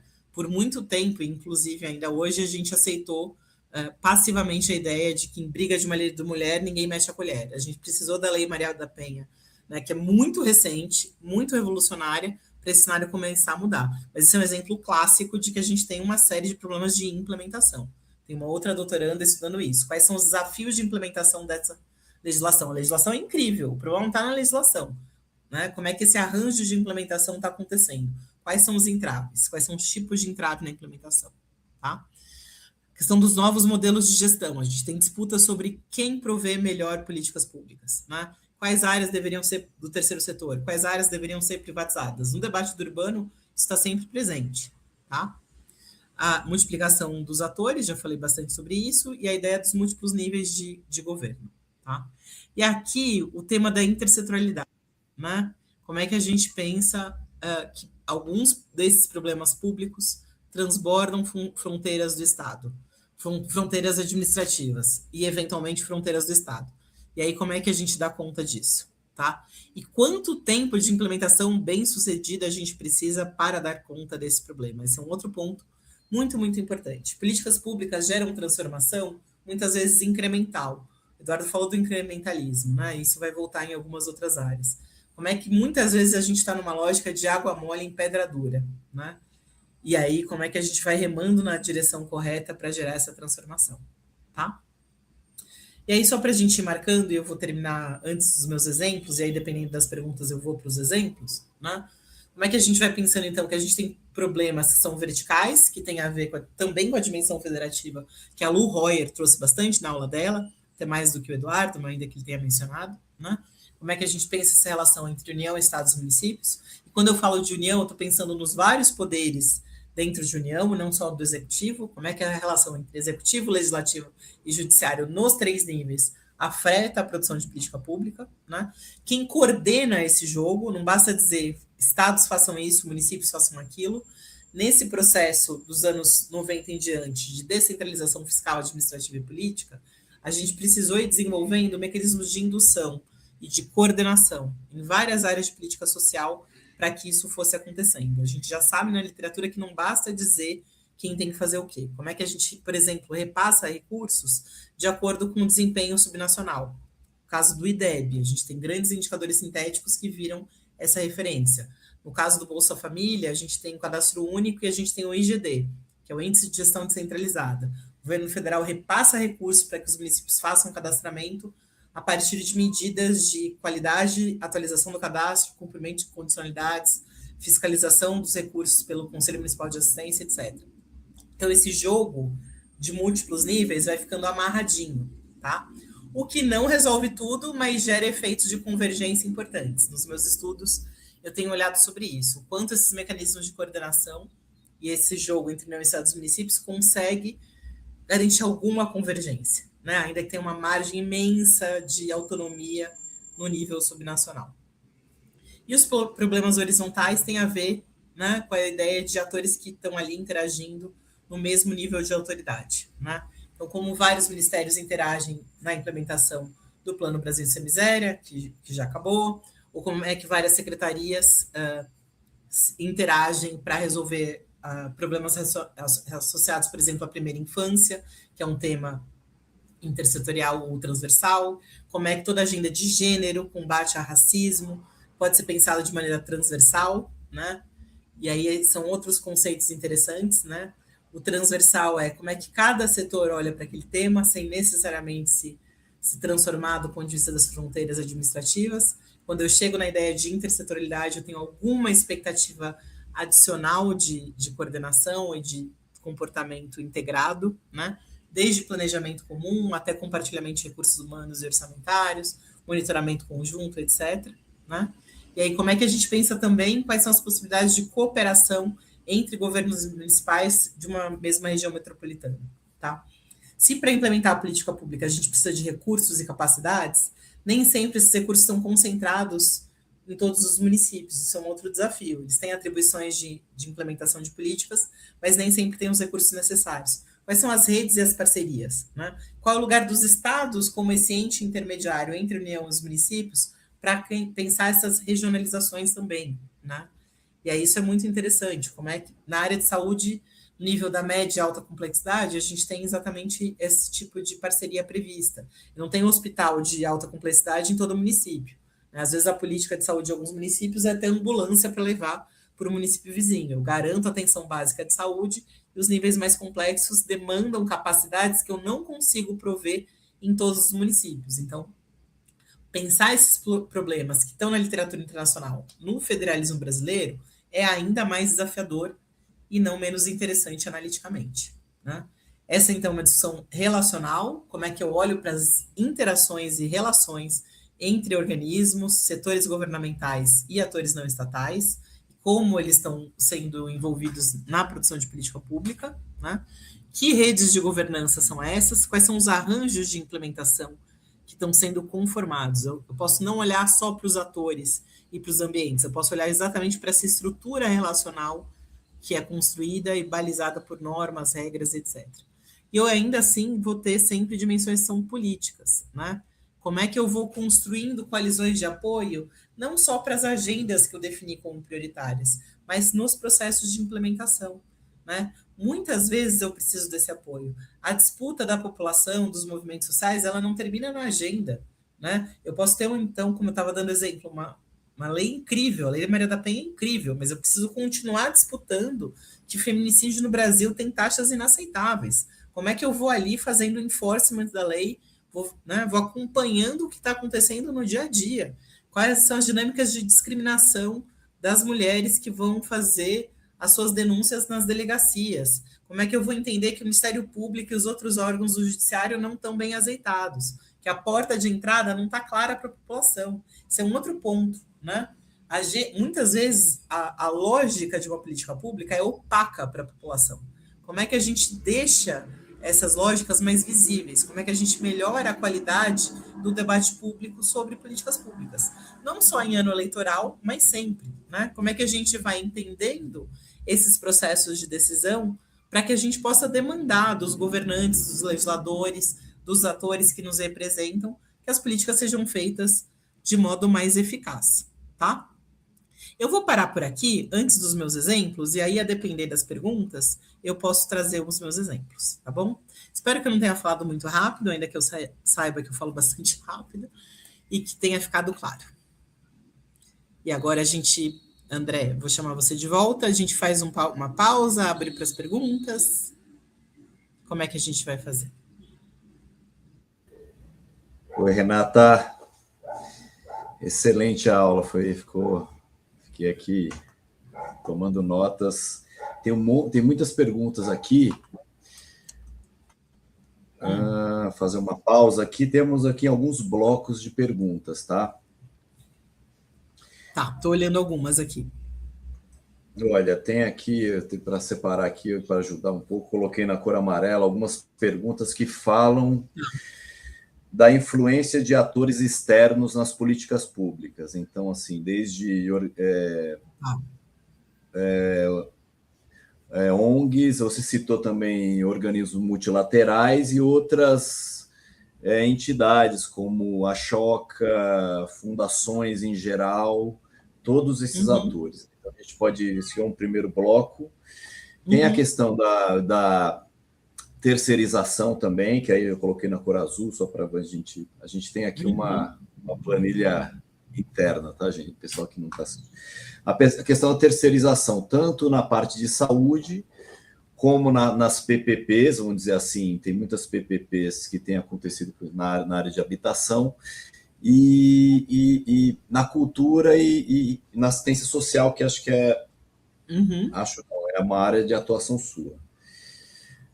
Algumas perguntas têm a ver com a parte de essa coisa entre a formulação e a implementação, né? Como que você pode Uhum. aproximar, ou enfim, como que essa coisa viva ela vai se transformando do, vamos dizer assim, do escaninho da mesa do burocrata ou dos políticos da burocracia de linha de frente ou de médio escalão, como você falou, e ela vai chegando, ela vai tomando forma de uma jeito dinâmico, às vezes tendo uma implementação que não foi bem sucedida, ou ela teve uma implementação talvez de ordem não esperada, né, impacto não esperado, e assim por diante.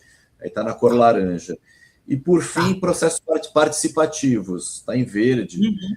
Tá. Algumas perguntas que têm a ver, assim, como que isso, a sociedade civil organizada, ela acaba influenciando, né, de talvez na linha bottom-up que você falou, ou se é um sistema mais top-down, como que talvez ela influencia nesse Tá. processo para que chegue de acordo com o que elas desejam. Acho que a gente pode depois indo, Tá. talvez uma a uma, Tá bom. mas aí você vai me indicando. Tá.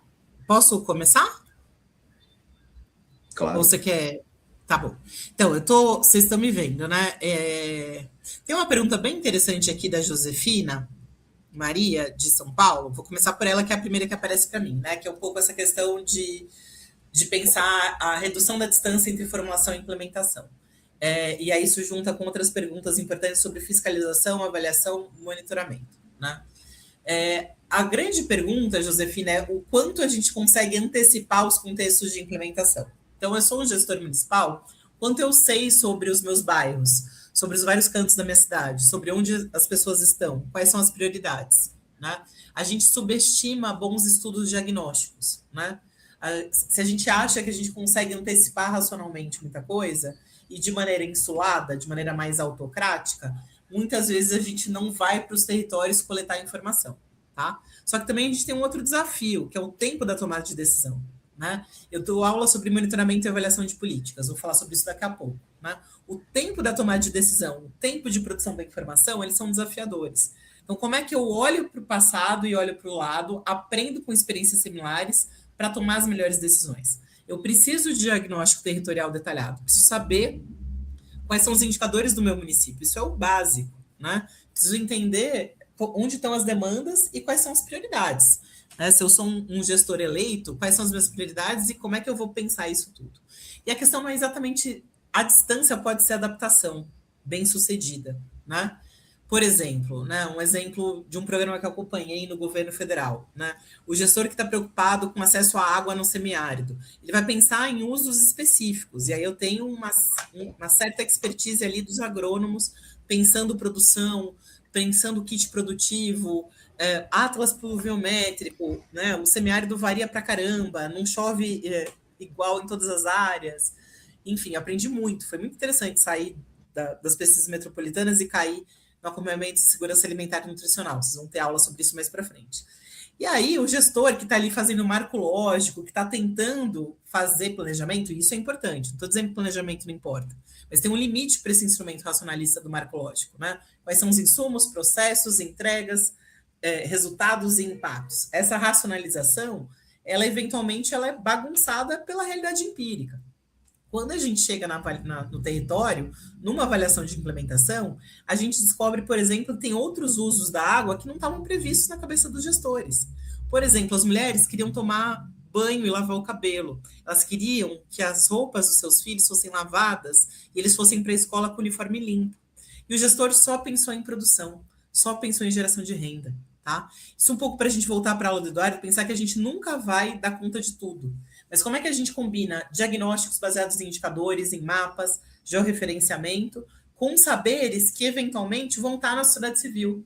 Esse exemplo que eu dei do território, que era um programa de primeira infância, numa região central de São Paulo, ele era muito bem intencionado, bem desenhado, com base em indicadores, mas faltou diagnóstico territorial. Tinham redes locais de cooperação, ainda mais porque ele era um piloto, em 2 distritos específicos do município de São Paulo, que conhecer esse território e conhecer os atores nesse território teria ajudado a reduzir essa distância entre expectativas, demandas da população e entregas da política, né? Por exemplo, primeira infância tem a ver com milhares de coisas, desde acesso à creche, acesso à educação, não morar num cortiço insalubre, porque essa era uma região de cortiço, mas também tem a ver com uma demanda que surgiu ao longo do processo, que era a coleta de lixo, né? Não ter rato circulando e transmitindo doença, eventualmente roendo falange de dedo de criança. Mas o gestor não consegue antecipar tudo isso. Então, como é que a gente faz esse jogo de ida e volta entre território e indicador? Tá? Diria que esse é um ponto importante. A gente precisa fazer diagnóstico territorial detalhado, se a gente está na escala do município. Na escala federativa, como é que eu penso o que no contexto importa, né? Então, já avaliei processo de cadastramento, por que pessoas perdem benefícios sociais, principalmente Bolsa Família, por falta de atualização cadastral. Tem problemas que têm a ver com divulgação, com a logística municipal, tem problemas que têm a ver com o custo de deslocamento até o CRAS, né, até o Centro de Referência da Assistência, e tinha problemas também, que a gente descobriu, que eram de burocracia de linha de frente. Eu tinha secretários extremamente preconceituosos, baseados numa visão higienista, e que esperavam que as pessoas fossem vestidas como pobres, né, de uma visão super deturpada da ideia de direito, e aí essas famílias se sentiam discriminadas na interação com a burocracia de linha de frente. Elas preferiam perder o benefício do que passar por um ritual de humilhação. Então, você percebe? Eu posso ter problemas de acesso físico, de divulgação, estratégia centralizada ou descentralizada, e eu posso ter problemas no treinamento e na capacitação do burocrata de linha de frente. Então, entender onde está o gargalo é fundamental para eventualmente corrigi-lo. Tem uma segunda pergunta aqui muito boa sobre fiscalização, avaliação e monitoramento, principalmente nessa linha, adaptação de interesse social, né? Então, olha aqui, uma pergunta que veio do Luiz Alberto, lá de Brasília, né? Habitação de baixa renda em São Paulo, o caso das fraudes. Esse é um caso super importante e é isso, né? A gente tem o terreno da fiscalização que tem como foco, Luiz, exatamente identificar dolo, má-fé, intenção de fraude. Isso é diferente da ideia de avaliação de implementação, tá?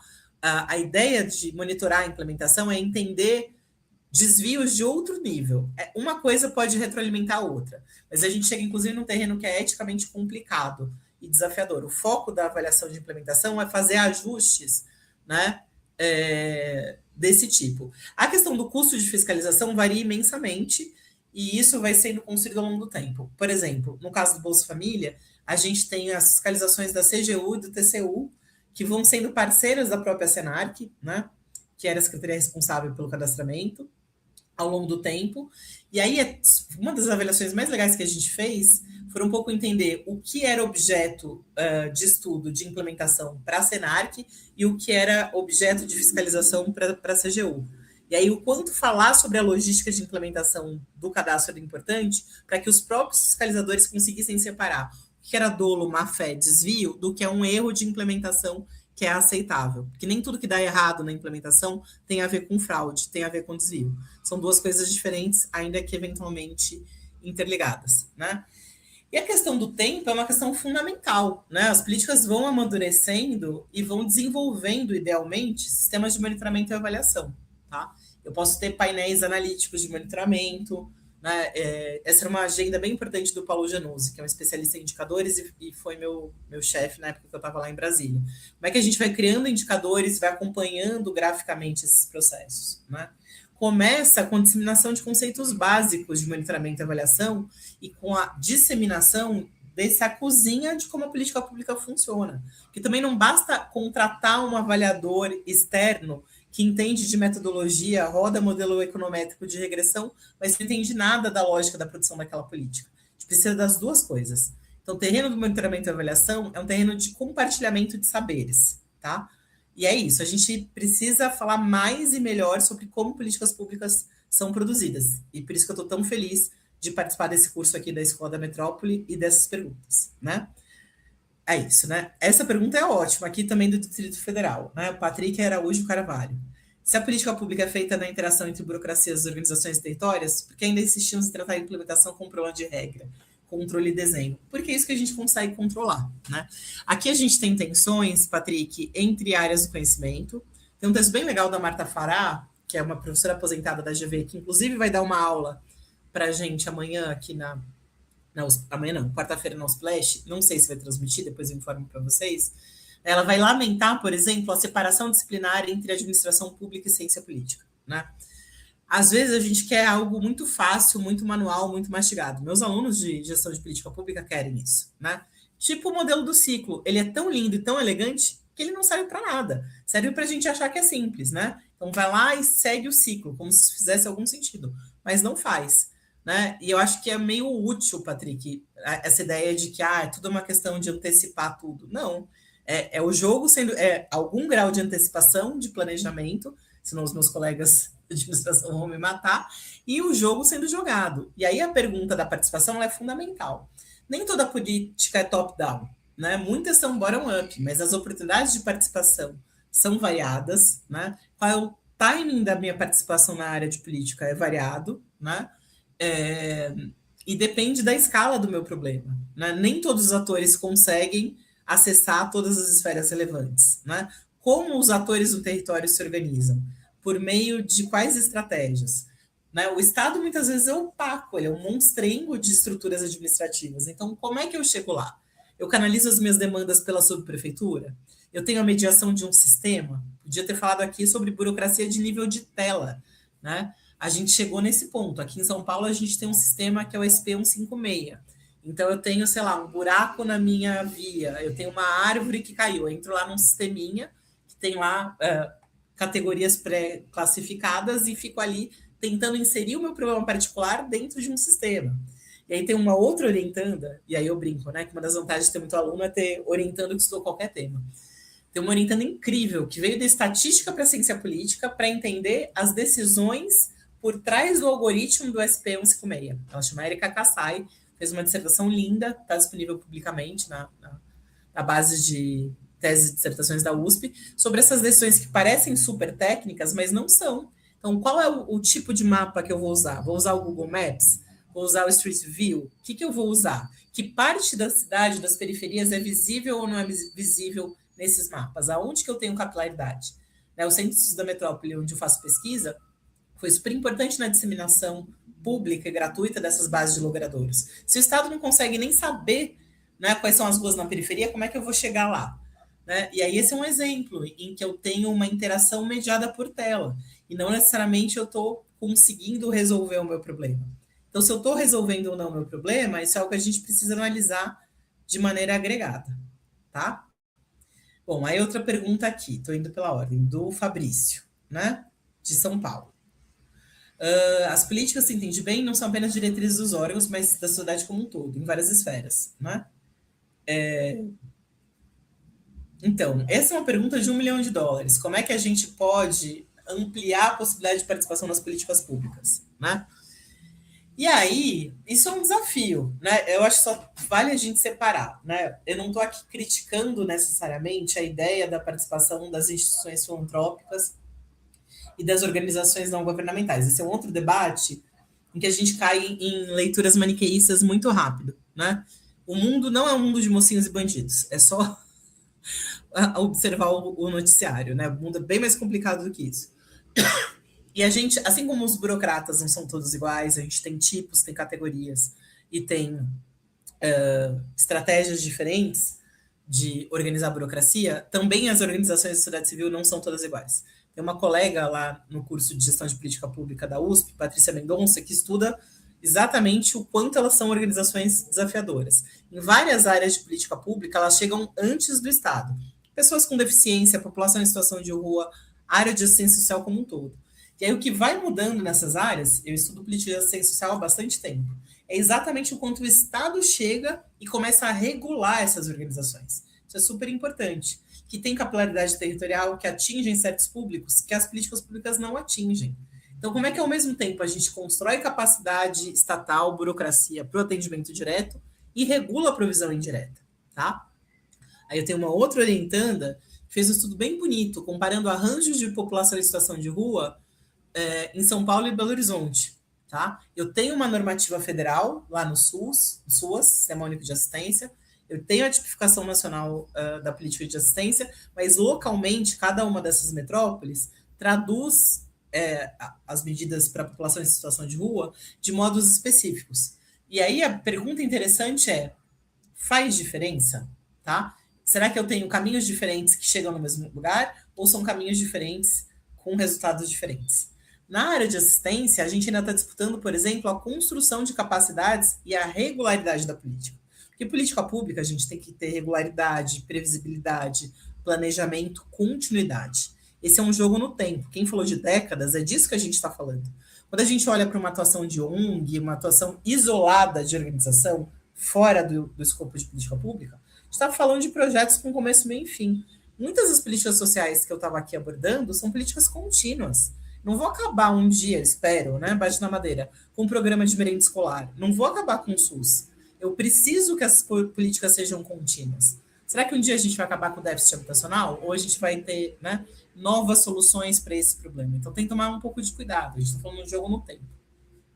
E aí, como é que a gente vai regulando, então, essas parcerias, né? E vai entendendo esses limites do que pode ou não pode ser feito. E aí, nesses mecanismos de coordenação que eu tive menos tempo de explorar, eu repasso recursos desde que certos requisitos mínimos sejam cumpridos. Estrutura física, acessibilidade, perfil dos recursos humanos. Não basta ter boa vontade e ter um projeto social. Como é que eu tenho parâmetros mínimos de estruturação daquela política pública? Como eu tenho um perfil de profissionais com capacidade para fazer aquele atendimento? Então, a questão não é brigar necessariamente pelo direto, né? Não defendo nem a abordagem totalmente estadocêntrica e muito menos a ideia de que privatiza que melhora.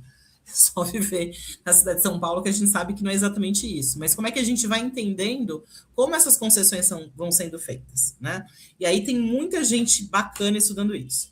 A questão da participação, ela é bastante mais desafiadora e não é meu tópico de estudo, mas é um ponto interessante, né? Como é que a gente pensa essas oportunidades para participação e participação, inclusive, na avaliação, né? E no monitoramento. A gente tem, no debate latino-americano, experiências bem legais na Argentina e em outros países, de como é que eu envolvo a população no acompanhamento daquilo que está sendo feito. A gente pode fazer diagnósticos participativos.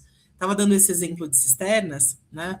E a gente fez a gente contratou uma consultora para fazer esse estudo e também tinha uma disputa de modelo de implementação. A gente tem a cisterna de plástico, que é Ministério da Integração Nacional, carro-pipa, Exército, é um modelo de implementação com vantagens e desvantagens, e a cisterna calçadão de 52 mil litros, estou falando da água de beber, a segunda água. Enfim, não vou nem entrar nas siglas, mas enfim. É uma outra tecnologia que não é a primeira água de 16, é a água de 52 mil litros, que é a água para produção. Esse tem uma outra logística com uma articulação com a ASA, que é a articulação para o semiárido. Então, um modelo de implementação que tem recursos internacionais, da cooperação espanhola, de outras agências internacionais, em que o Estado articula com a organização da sociedade civil e nos territórios eu tenho uma série de organizações que têm capilaridade. Esse é um ponto super importante. Não é o Estado que chega no semiárido, são as organizações. E aí, como é que dentro desse arranjo de implementação eu delimito o papel de cada um e avalio lá no território? E aí eu tenho uma barreira de perfil entre quem está avaliando e quem está sendo avaliado. E aí, como é que a gente usa metodologias participativas para que isso funcione? A consultora que a gente contratou era muito hábil nessas metodologias e sabia muito sobre semiárido. Então, ela colocou as mulheres, as beneficiárias de cisterna também são majoritariamente mulheres, e gestão da água é algo de mulheres e crianças, então é uma dimensão de gênero e geração super importante. Se eu demoro 2 horas para buscar água no açude, no barreiro, eu estou competindo com o horário de psicóloga e com, enfim, com milhares de outras coisas.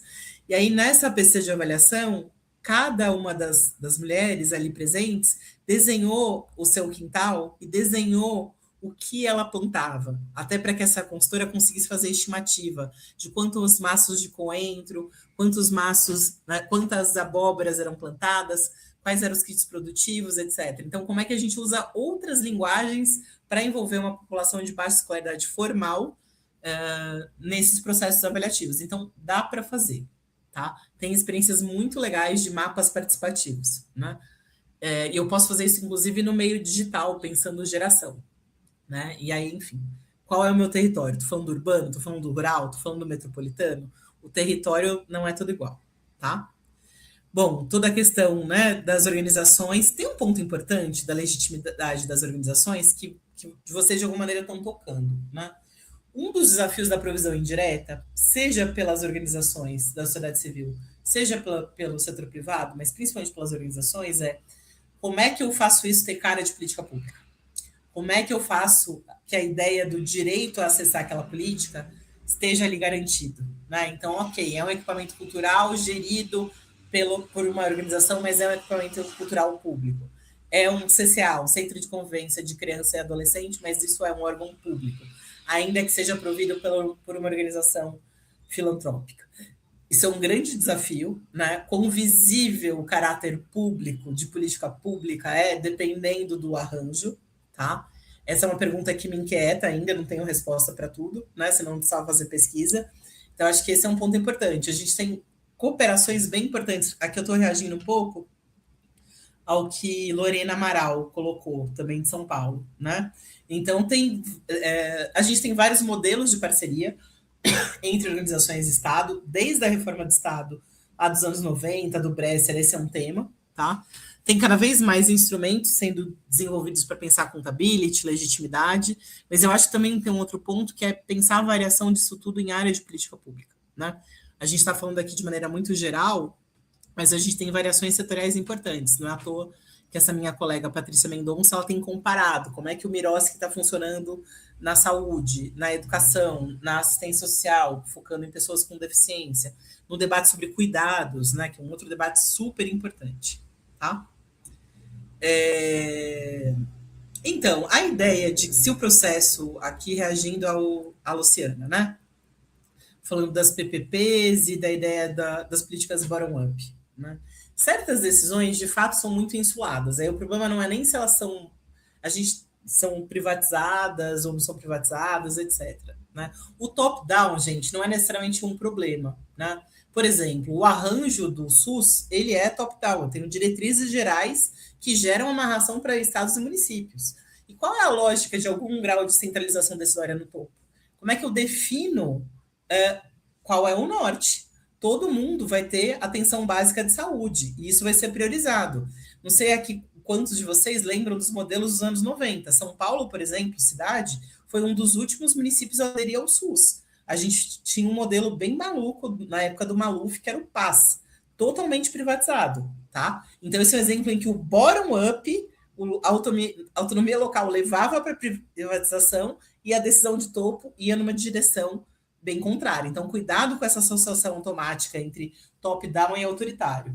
Por exemplo, no caso dos sistemas nacionais de política, o que são sistemas nacionais de política? São tipos de arranjo de produção de política pública. O caso paradigmático é o SUS, Sistema Único de Saúde. Tá? Tenho macro decisões no topo e eu tenho um sistema de repasses de recurso fundo a fundo. Eu tenho recursos federais, estaduais e municipais. Eu tenho órgãos para participação e pactuação federativa no governo federal, estadual e municipal. E eu tenho essas arenas de pactuação, que são as CITs, Comissão Intergestores Tripartite. O que isso significa? Que essas grandes diretrizes são pactuadas por representantes das gestões municipais, estaduais e federais. Eu tenho uma lógica que sobe e uma lógica que desce. Daí a ideia, né, do multinível. A gente não está mais falando, é top-down, é bottom-up. Tá? Então, dizer que é uma decisão de topo não significa dizer que é uma decisão autocrática do executivo. Né? O Pacto pela Vida, né? E vários outros pactos de desempenho na saúde e também na assistência são definidos nessas arenas de pactuação por conselheiros, representantes de conselhos municipais, estaduais e federais. E aí a gente delibera coletivamente para onde vão os recursos. E se delibera também perfis de municípios. Né? Esse é um ponto super importante que eu não sei se ficou claro. Como é que desde Brasília eu vou pensar em 5.500 municípios? Né? Por um lado, eu preciso ter algum norte, alguma direção e criar indicadores para voltar num tópico anterior. Então, eu crio pactos de aprimoramento, eles geralmente duram 5 anos, com variação, e como é que eu acompanho? Será que eu estou reduzindo os indicadores de mortalidade? Será que eu estou melhorando a qualidade da atenção à população em situação de rua? Será que eu estou expandindo o CRAS na direção que eu queria? E aí eu tenho uma série de indicadores que vão sendo reportados. Eu tenho um mundo de sistemas de informação que vão coletando esses indicadores. Então, eu tenho, né, sistemas e níveis de tela que levam essas informações e como é que eu vou acompanhando para onde a política vai, tá? E aí isso é bem importante. E aí, um dos estudos que eu acabei não mostrando é como é que essas regras gerais geram algum grau de convergência. Né? No caso da assistência, tem um processo de expansão dos equipamentos públicos, ainda abaixo daquilo que está preconizado, e eu tenho uma redução da desigualdade de oferta. Então, não só eu consigo expandir esses equipamentos públicos, como eu reduzir a distância relativa entre eles. Então, eu tenho cada vez mais equipamentos padronizados naqueles indicadores que eu consigo observar. Estrutura física e recursos humanos, tá? E isso é importante. E aí eu consigo criar indicadores aproximados de implementação. Esse é outro desafio. Quando eu não tenho um indicador que mede exatamente o que eu quero medir, eu tenho uma proxy, né? Um indicador aproximado para medir aquele conceito. A gente, no artigo que vai estar lá no final do slide, a gente criou uma proxy de implementação e a gente vai mostrar que esse processo de normatização estruturada, de cima para baixo, ele gerou redução na desigualdade de oferta. Isso não é pouca coisa. Disso não deriva que não tem espaço para manifestação. Por exemplo, toda a política para a população em situação de rua no Brasil, que ainda é muito insuficiente, muito problemática, ela é amplamente permeada pela participação dos movimentos de população em situação de rua. Tá? A discussão de participação varia por área de política. Eu tenho comunidades muito estruturadas, como a educação e mesmo a saúde. Tem o movimento sanitarista, né? Na educação tenho vários grupos. Eu tenho grupos empresariais bem estruturados, tenho movimentos sociais estruturados e eu tenho movimentação social. Na assistência, é muito difícil pensar a participação, com exceção de catadores que têm um pé na assistência e um pé em outras políticas e população em situação de rua, né? E aí, o quanto eles vão vocalizar a demanda? Eu participei de uma oficina aqui em São Paulo que foi sensacional. Era poder público, Banco Mundial, academia e representantes de pop e rua, levantando a mão e falando, olha, esse indicador aí que vocês estão propondo é uma bobagem. Faz sentido nos Estados Unidos e na Austrália. A realidade brasileira é outra. Tem uma série de dados que eles ajudaram a coletar e que estavam sendo ignorados pela academia. E esse é um outro ponto, né? Às vezes a gente não tem o mesmo compasso entre a agenda de pesquisa acadêmica e a agenda de pesquisa dentro do governo, né? Porque a avaliação é pesquisa social aplicada. Eu preciso saber fazer pesquisa, mas para responder as perguntas do governo. E aí, para mim, foi sensacional. Essa fala não foi para mim, foi para um outro grupo de acadêmicos de uma outra instituição, e o pessoal do movimento Pop Rua falou, olha, vocês estão falando bobagem, tá? Então, dependendo da área de política, tem processos de participação que são fundamentais. E aí, para responder, né, Marcelo Ferreira Castilho, do Paraná, né, processos participativos podem ser fundamentais. Nesse caso, né, a gente tinha uma organização prestigiosa, acadêmica, propondo um modelo de avaliação de efetividade de política baseado na Austrália, que não tem nada a ver com a dinâmica brasileira de pop rua, e nos Estados Unidos, e o pessoal do movimento de pop rua levantou a mão e falou, não, a gente ajudou a fazer o censo, a gente ajudou a coletar dado, a gente quer que vá nessa direção, tá? E aí até o Banco Mundial, que estava ali financiando o encontro, teve que ouvir. Então tem copo cheio, gente. Não tem só copo vazio, tá? Professora Renata, posso fazer uma pequena intervenção? Não, você falando da parte da federalização, né? Vamos dizer assim, top-down, me lembrou um pouco, eu queria entender um pouquinho da parte, por exemplo, dos dados, do cadastro único, né?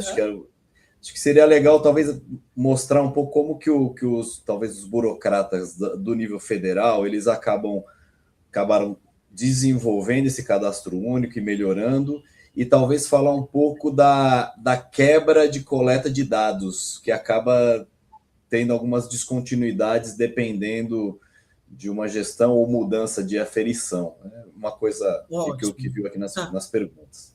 Legal, André. Então, para a gente pensar política pública, se política pública precisa de continuidade e previsibilidade, eu preciso de séries históricas, tá? A gente precisa de dados como o censo demográfico.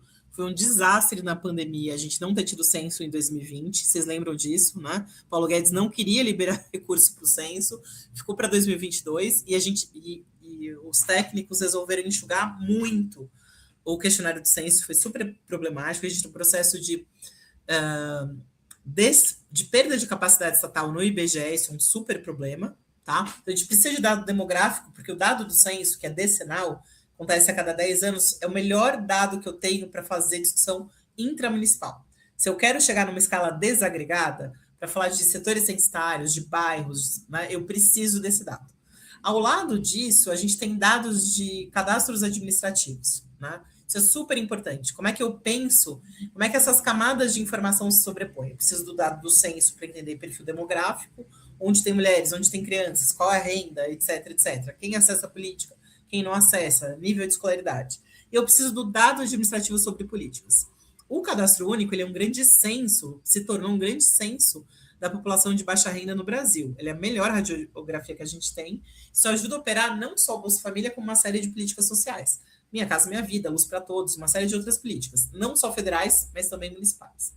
Como que é a lógica? Isso é uma aula em si, mas enfim.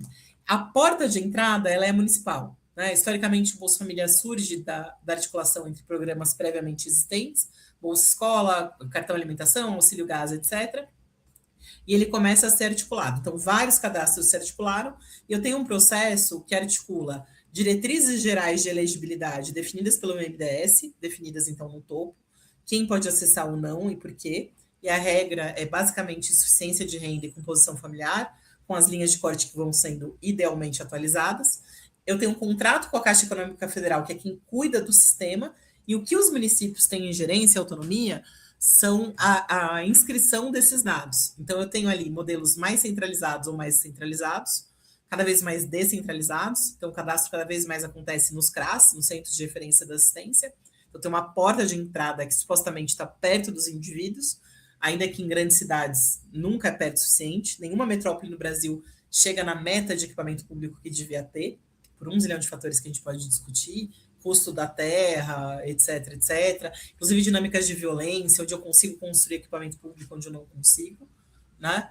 E aí, esse dado é colocado lá, e eu tenho sistemas de verificação dessa qualidade. Então, a margem de autonomia para fraude, nesse momento, ela é menor. Eu tenho toda uma discussão sobre como essa renda é declarada, eu tenho autodeclaração da renda, mas eu tenho no questionário modos de pensar o quanto a família declarou de renda e declarações sobre gasto, até para ver se tem inconsistências. Tá? Esse dado sobe e é a Caixa Econômica Federal que seleciona quem vai ser elegível. E aí eu tenho dados de cotas municipais, então eu tenho uma estimativa de quantas são as pessoas de baixa renda com perfil Bolsa Família em cada município. Isso é baseado no dado do censo, por isso que eu falei do censo antes. Se eu não tenho o dado do censo atualizado, eu não consigo planejar política pública nenhuma. Tá? Então, não ter esse dado, ficar um tempão sem dado do censo, foi um problemão. Eu posso estar ganhando pessoas de baixa renda, perdendo pessoas de baixa renda, e aí eu posso ter uma estimativa desatualizada, ter cotas municipais. E aí, com base nessas cotas e nos dados informados, o Ministério do Desenvolvimento Social, junto com a Caixa, liberam não benefício. E eu tenho sistemas de verificação da qualidade do cadastro. Periodicamente, eu faço batimento entre cadastro e RAIS, que é o Registro de Informações de Trabalho, Registro Anual de Informação Social, que vai me mostrar dados de emprego formal. Porque aí a questão não é estar trabalhando ou não estar, mas qual é a renda que eu estou oferindo do trabalho. Né? O critério de elegibilidade só virou emprego ou desemprego na época da pandemia do auxílio emergencial, que é uma outra discussão. Tá? Mas é um outro exemplo interessante, André, para pensar o quanto a tecnologia não é neutra. Quando no contexto da pandemia se decide operar o auxílio emergencial por celular, por aplicativo, isso gera um efeito de exclusão super importante. Você acessa um outro público que não era exatamente o público do cadastro único, e você deixa de fora, por exemplo, toda uma boa parte de população em situação de rua que eu estava aqui mencionando anteriormente. Então, a escolha da tecnologia, a escolha do instrumento de implementação, não tem nada de neutro, né? Está gerando ganhadores e perdedores o tempo inteiro. Então, essa logística de implementação tá bem estruturada, tá? Mas ela traz desafios. Você quer fazer alguma outra pergunta? Eu posso seguir aqui, André? Não, pode seguir. Tem uma bem interessante aqui da Lilian, não sei falar seu sobrenome, Lilian, desculpa, né? Que é um pouco, esse é um outro tema que eu já estudei bastante, né? Que é como é que a gente pensa a implementação de políticas públicas entre diferentes secretarias de uma mesma prefeitura.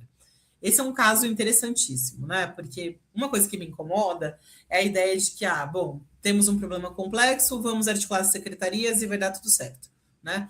Como se o mundo da produção de política pública fosse um mundo assim que a gente dá as mãos e o transforma.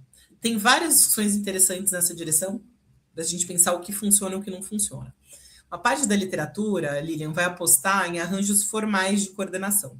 Então, câmaras intersetoriais, secretariais, periodicidade de encontros, e metas definidas de maneira conjunta. Esse é um ponto importante. Eu acompanhei alguns exemplos aqui em São Paulo de política para a população em situação de rua, política para a primeira infância e política para uso abusivo de álcool e outras drogas. Um dos pontos fundamentais que os manuais racionalistas ignoram é, por exemplo, qual é a relevância, qual é o peso relativo daquele tema na agenda de cada secretaria. Né? Então, primeira infância tem uma relevância para a saúde que é muito diferente da assistência social, que é diferente da educação. Né? Como é que aquele tema é percebido? O tema do uso abusivo de álcool e outras drogas. Você tem uma tensão entre burocratas das várias secretarias, até outra clivagem, entre a visão proibicionista e a visão de redução de danos. Né? A visão de redução de danos não ganhou corações e mentes. Então, como é que o próprio conceito de redução de danos vai sendo trabalhado entre as várias secretarias para que todo mundo reme na mesma direção? A gente pode ter situações escalafobéticas que já aconteceram, em que no mesmo território da Cracolândia, conhecido como Cracolândia, aqui em São Paulo, a gente tem uma política como o DBA, de braços abertos, no nível municipal, com foco em redução de danos, e uma política estadual como o Redenção, o Recomeço, que foca em internação compulsória, no mesmo território. E aí você tem vínculos sendo tecidos entre os agentes comunitários de saúde e entre os burocratas de linha de frente com essas famílias, porque pensar essas políticas tem a ver com pensar vinculação com essas pessoas, não necessariamente famílias, às vezes são famílias. E aí você tem a polícia e a GCM que chegam lá e desconstroem esses vínculos. E tem coisas interessantes que análises empíricas demonstram e que são contraintuitivas. No nível da burocracia de linha de frente, seja aquela estatal, seja aquela terceirizada, porque nesse caso eu tinha organizações do terceiro setor contratadas pela saúde, pela assistência, operando no território, para os dois programas, para o municipal e estadual, a minha orientanda, que foi fazer análise de redes e analisar ali o que estava acontecendo numa perspectiva analítica, bottom-up, ela mostrou que tinha muito mais parceria no nível da burocracia de linha de frente do que tensão. Então, olha que importante, se a gente só lesse os normativos, você lê o normativo do DBA e do Recomeço, totalmente díspares. Um proibicionista, outro redução de danos. No território, o problema é tão complexo que você tem parceria informal entre os burocratas para conseguir se vincular com essas pessoas. Então, esse é um exemplo de como a implementação importa. Né? Então, tem coisas que dão certo ou dão errado a despeito do desenho da política. Tá? Então, esse é um exemplo que pode ser interessante. Tá? Tem muita literatura sobre movimentos sociais e institucionalização de política, isso é uma outra aula inteira. Tem muitos trabalhos bacanas do Adriano Lavalle, Luciana Tatagiba, mostrando essas estratégias. E aí, de novo, né, a gente tende a assumir que a gente está falando de movimentos sociais de esquerda ou progressistas.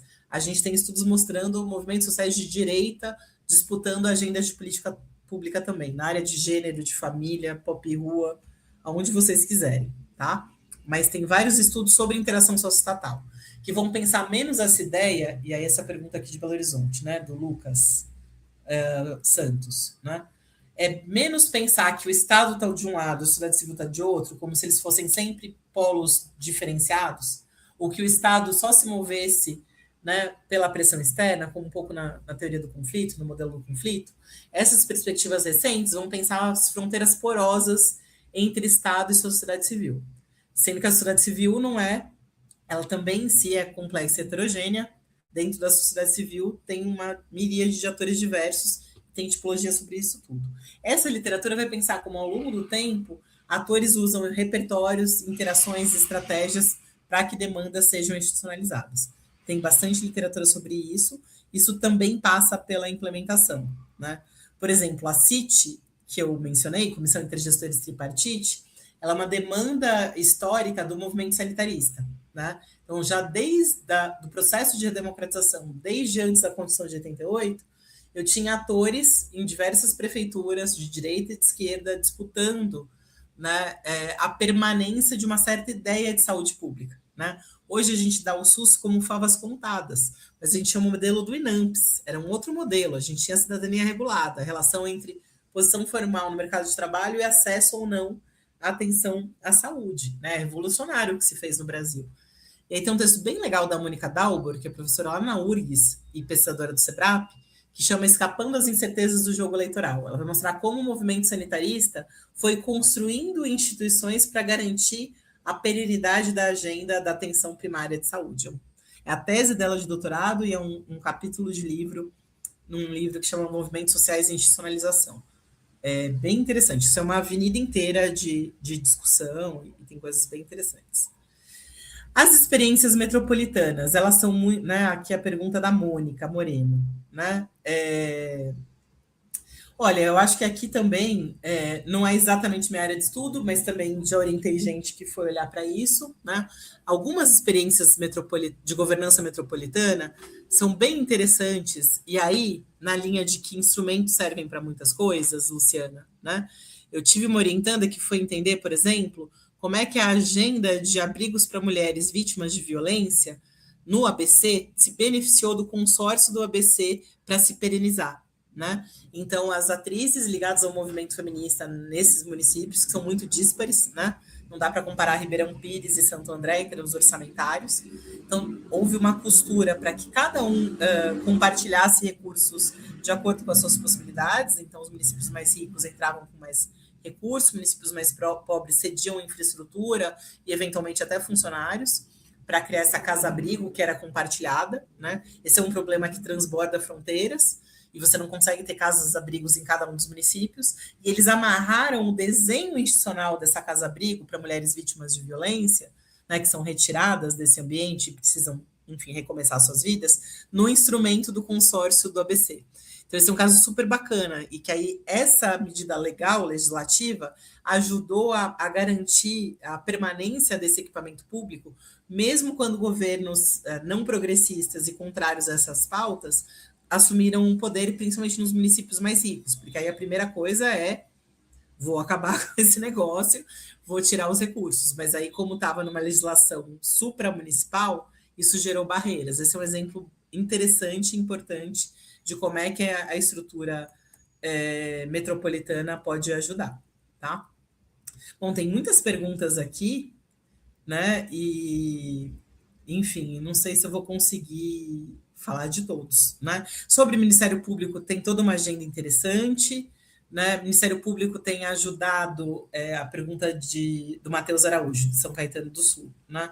Tem pautado, por exemplo, nesse estudo da minha orientanda que estuda Belo Horizonte e São Paulo, para a política de resíduos sólidos, o Ministério Público tem sido fundamental para garantir a presença dos catadores, mesmo individuais, mesmo aqueles que não estão cooperativados, na política de resíduos sólidos, né? Então, a gente tem observado, a gente está fazendo um estudo comparativo sobre redes de comunidade de política em 5 áreas de política em 3 metrópoles, São Paulo, Rio de Janeiro e Belo Horizonte. A gente está olhando para assistência, saúde, educação, resíduos sólidos e habitação de interesse social. Em vários casos, o Ministério Público é um importante vocalizador de demandas de grupos excluídos, com variação importante, tá? E aí isso tudo entra num debate mais amplo da discussão da judicialização da política, de quem arbitra relações entre políticas públicas, tá? Bom, aqui tem uma pergunta de 1 milhão de dólares da Luzia, né? É isso, né? Eu não gosto muito, Luzia, dessa diferença entre política de governo e política de Estado, né? Eu acho que essa é uma distinção que a gente acaba usando na mídia e no debate cotidiano, mas eu acho que ela ajuda pouco, né? Porque a gente precisa de muito tempo, mais do que uma única gestão, para entender o que virou política de Estado, com muitas aspas, e tudo pode ser desconstruído. Até o SUS, né? Esse é um ponto importante. A pandemia é um exemplo em que a gente tinha estruturas, tinha capacidade, o Brasil era um exemplo de vacinação no mundo, né? A gente tinha os melhores indicadores de imunização e o governante, no momento, resolveu não utilizar essas estruturas. Então, não é porque a gente tem capacidade, tem estrutura, que elas vão ser utilizadas. A política sempre importa. Então, tem um limite para essa ideia de quando a gente consegue proteger a política pública do ciclo da política. O ciclo da política faz parte, né? E aí a gente consegue, também por meio de monitoramento e avaliação, ir disputando aquilo que funciona e não funciona. Né? Para voltar e fechar com o meu exemplo do Bolsa Família, quando ele começa em 2003, ele é massacrado, né?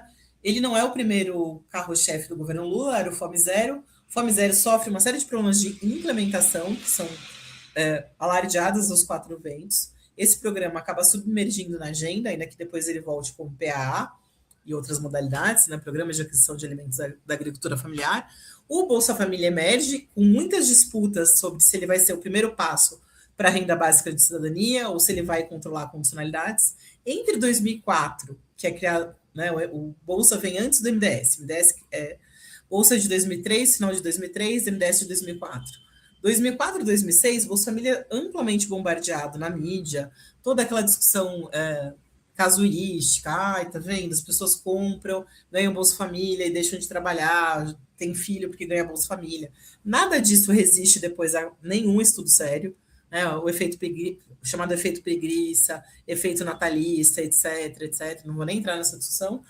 Mas aí o que vai acontecendo ao longo do tempo, né?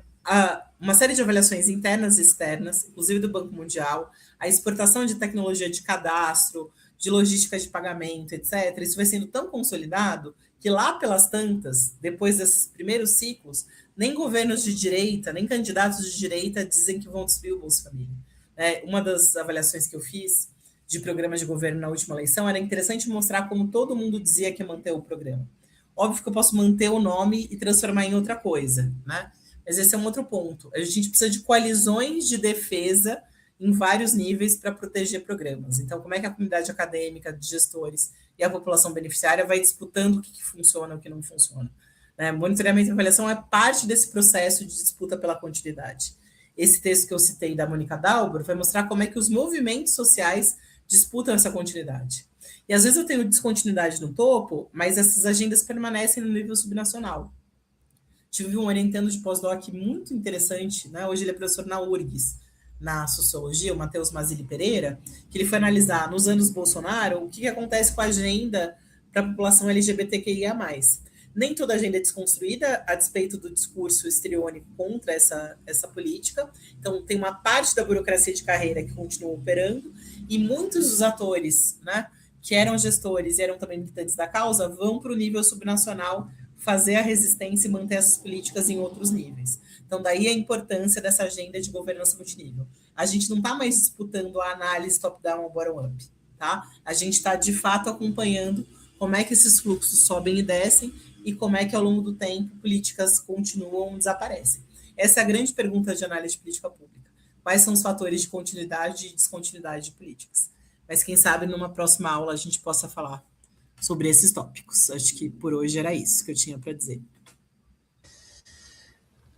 Professora Renata, maravilhoso, muito exemplo bom. Acho que o pessoal está perguntando muito das bibliografias, a gente depois nós vamos sistematizar e passar para todo mundo, né? Então, acho que a questão das bibliografias, dos materiais vão sendo todos coletados e nós vamos colocar um diretório para que tenham acesso. Muita pergunta aqui, acho que deu para cobrir uma boa parte, mas é isso, o tempo é curto. Né? Enfim, desculpa não conseguir falar de tudo, mas quem sabe num outro momento.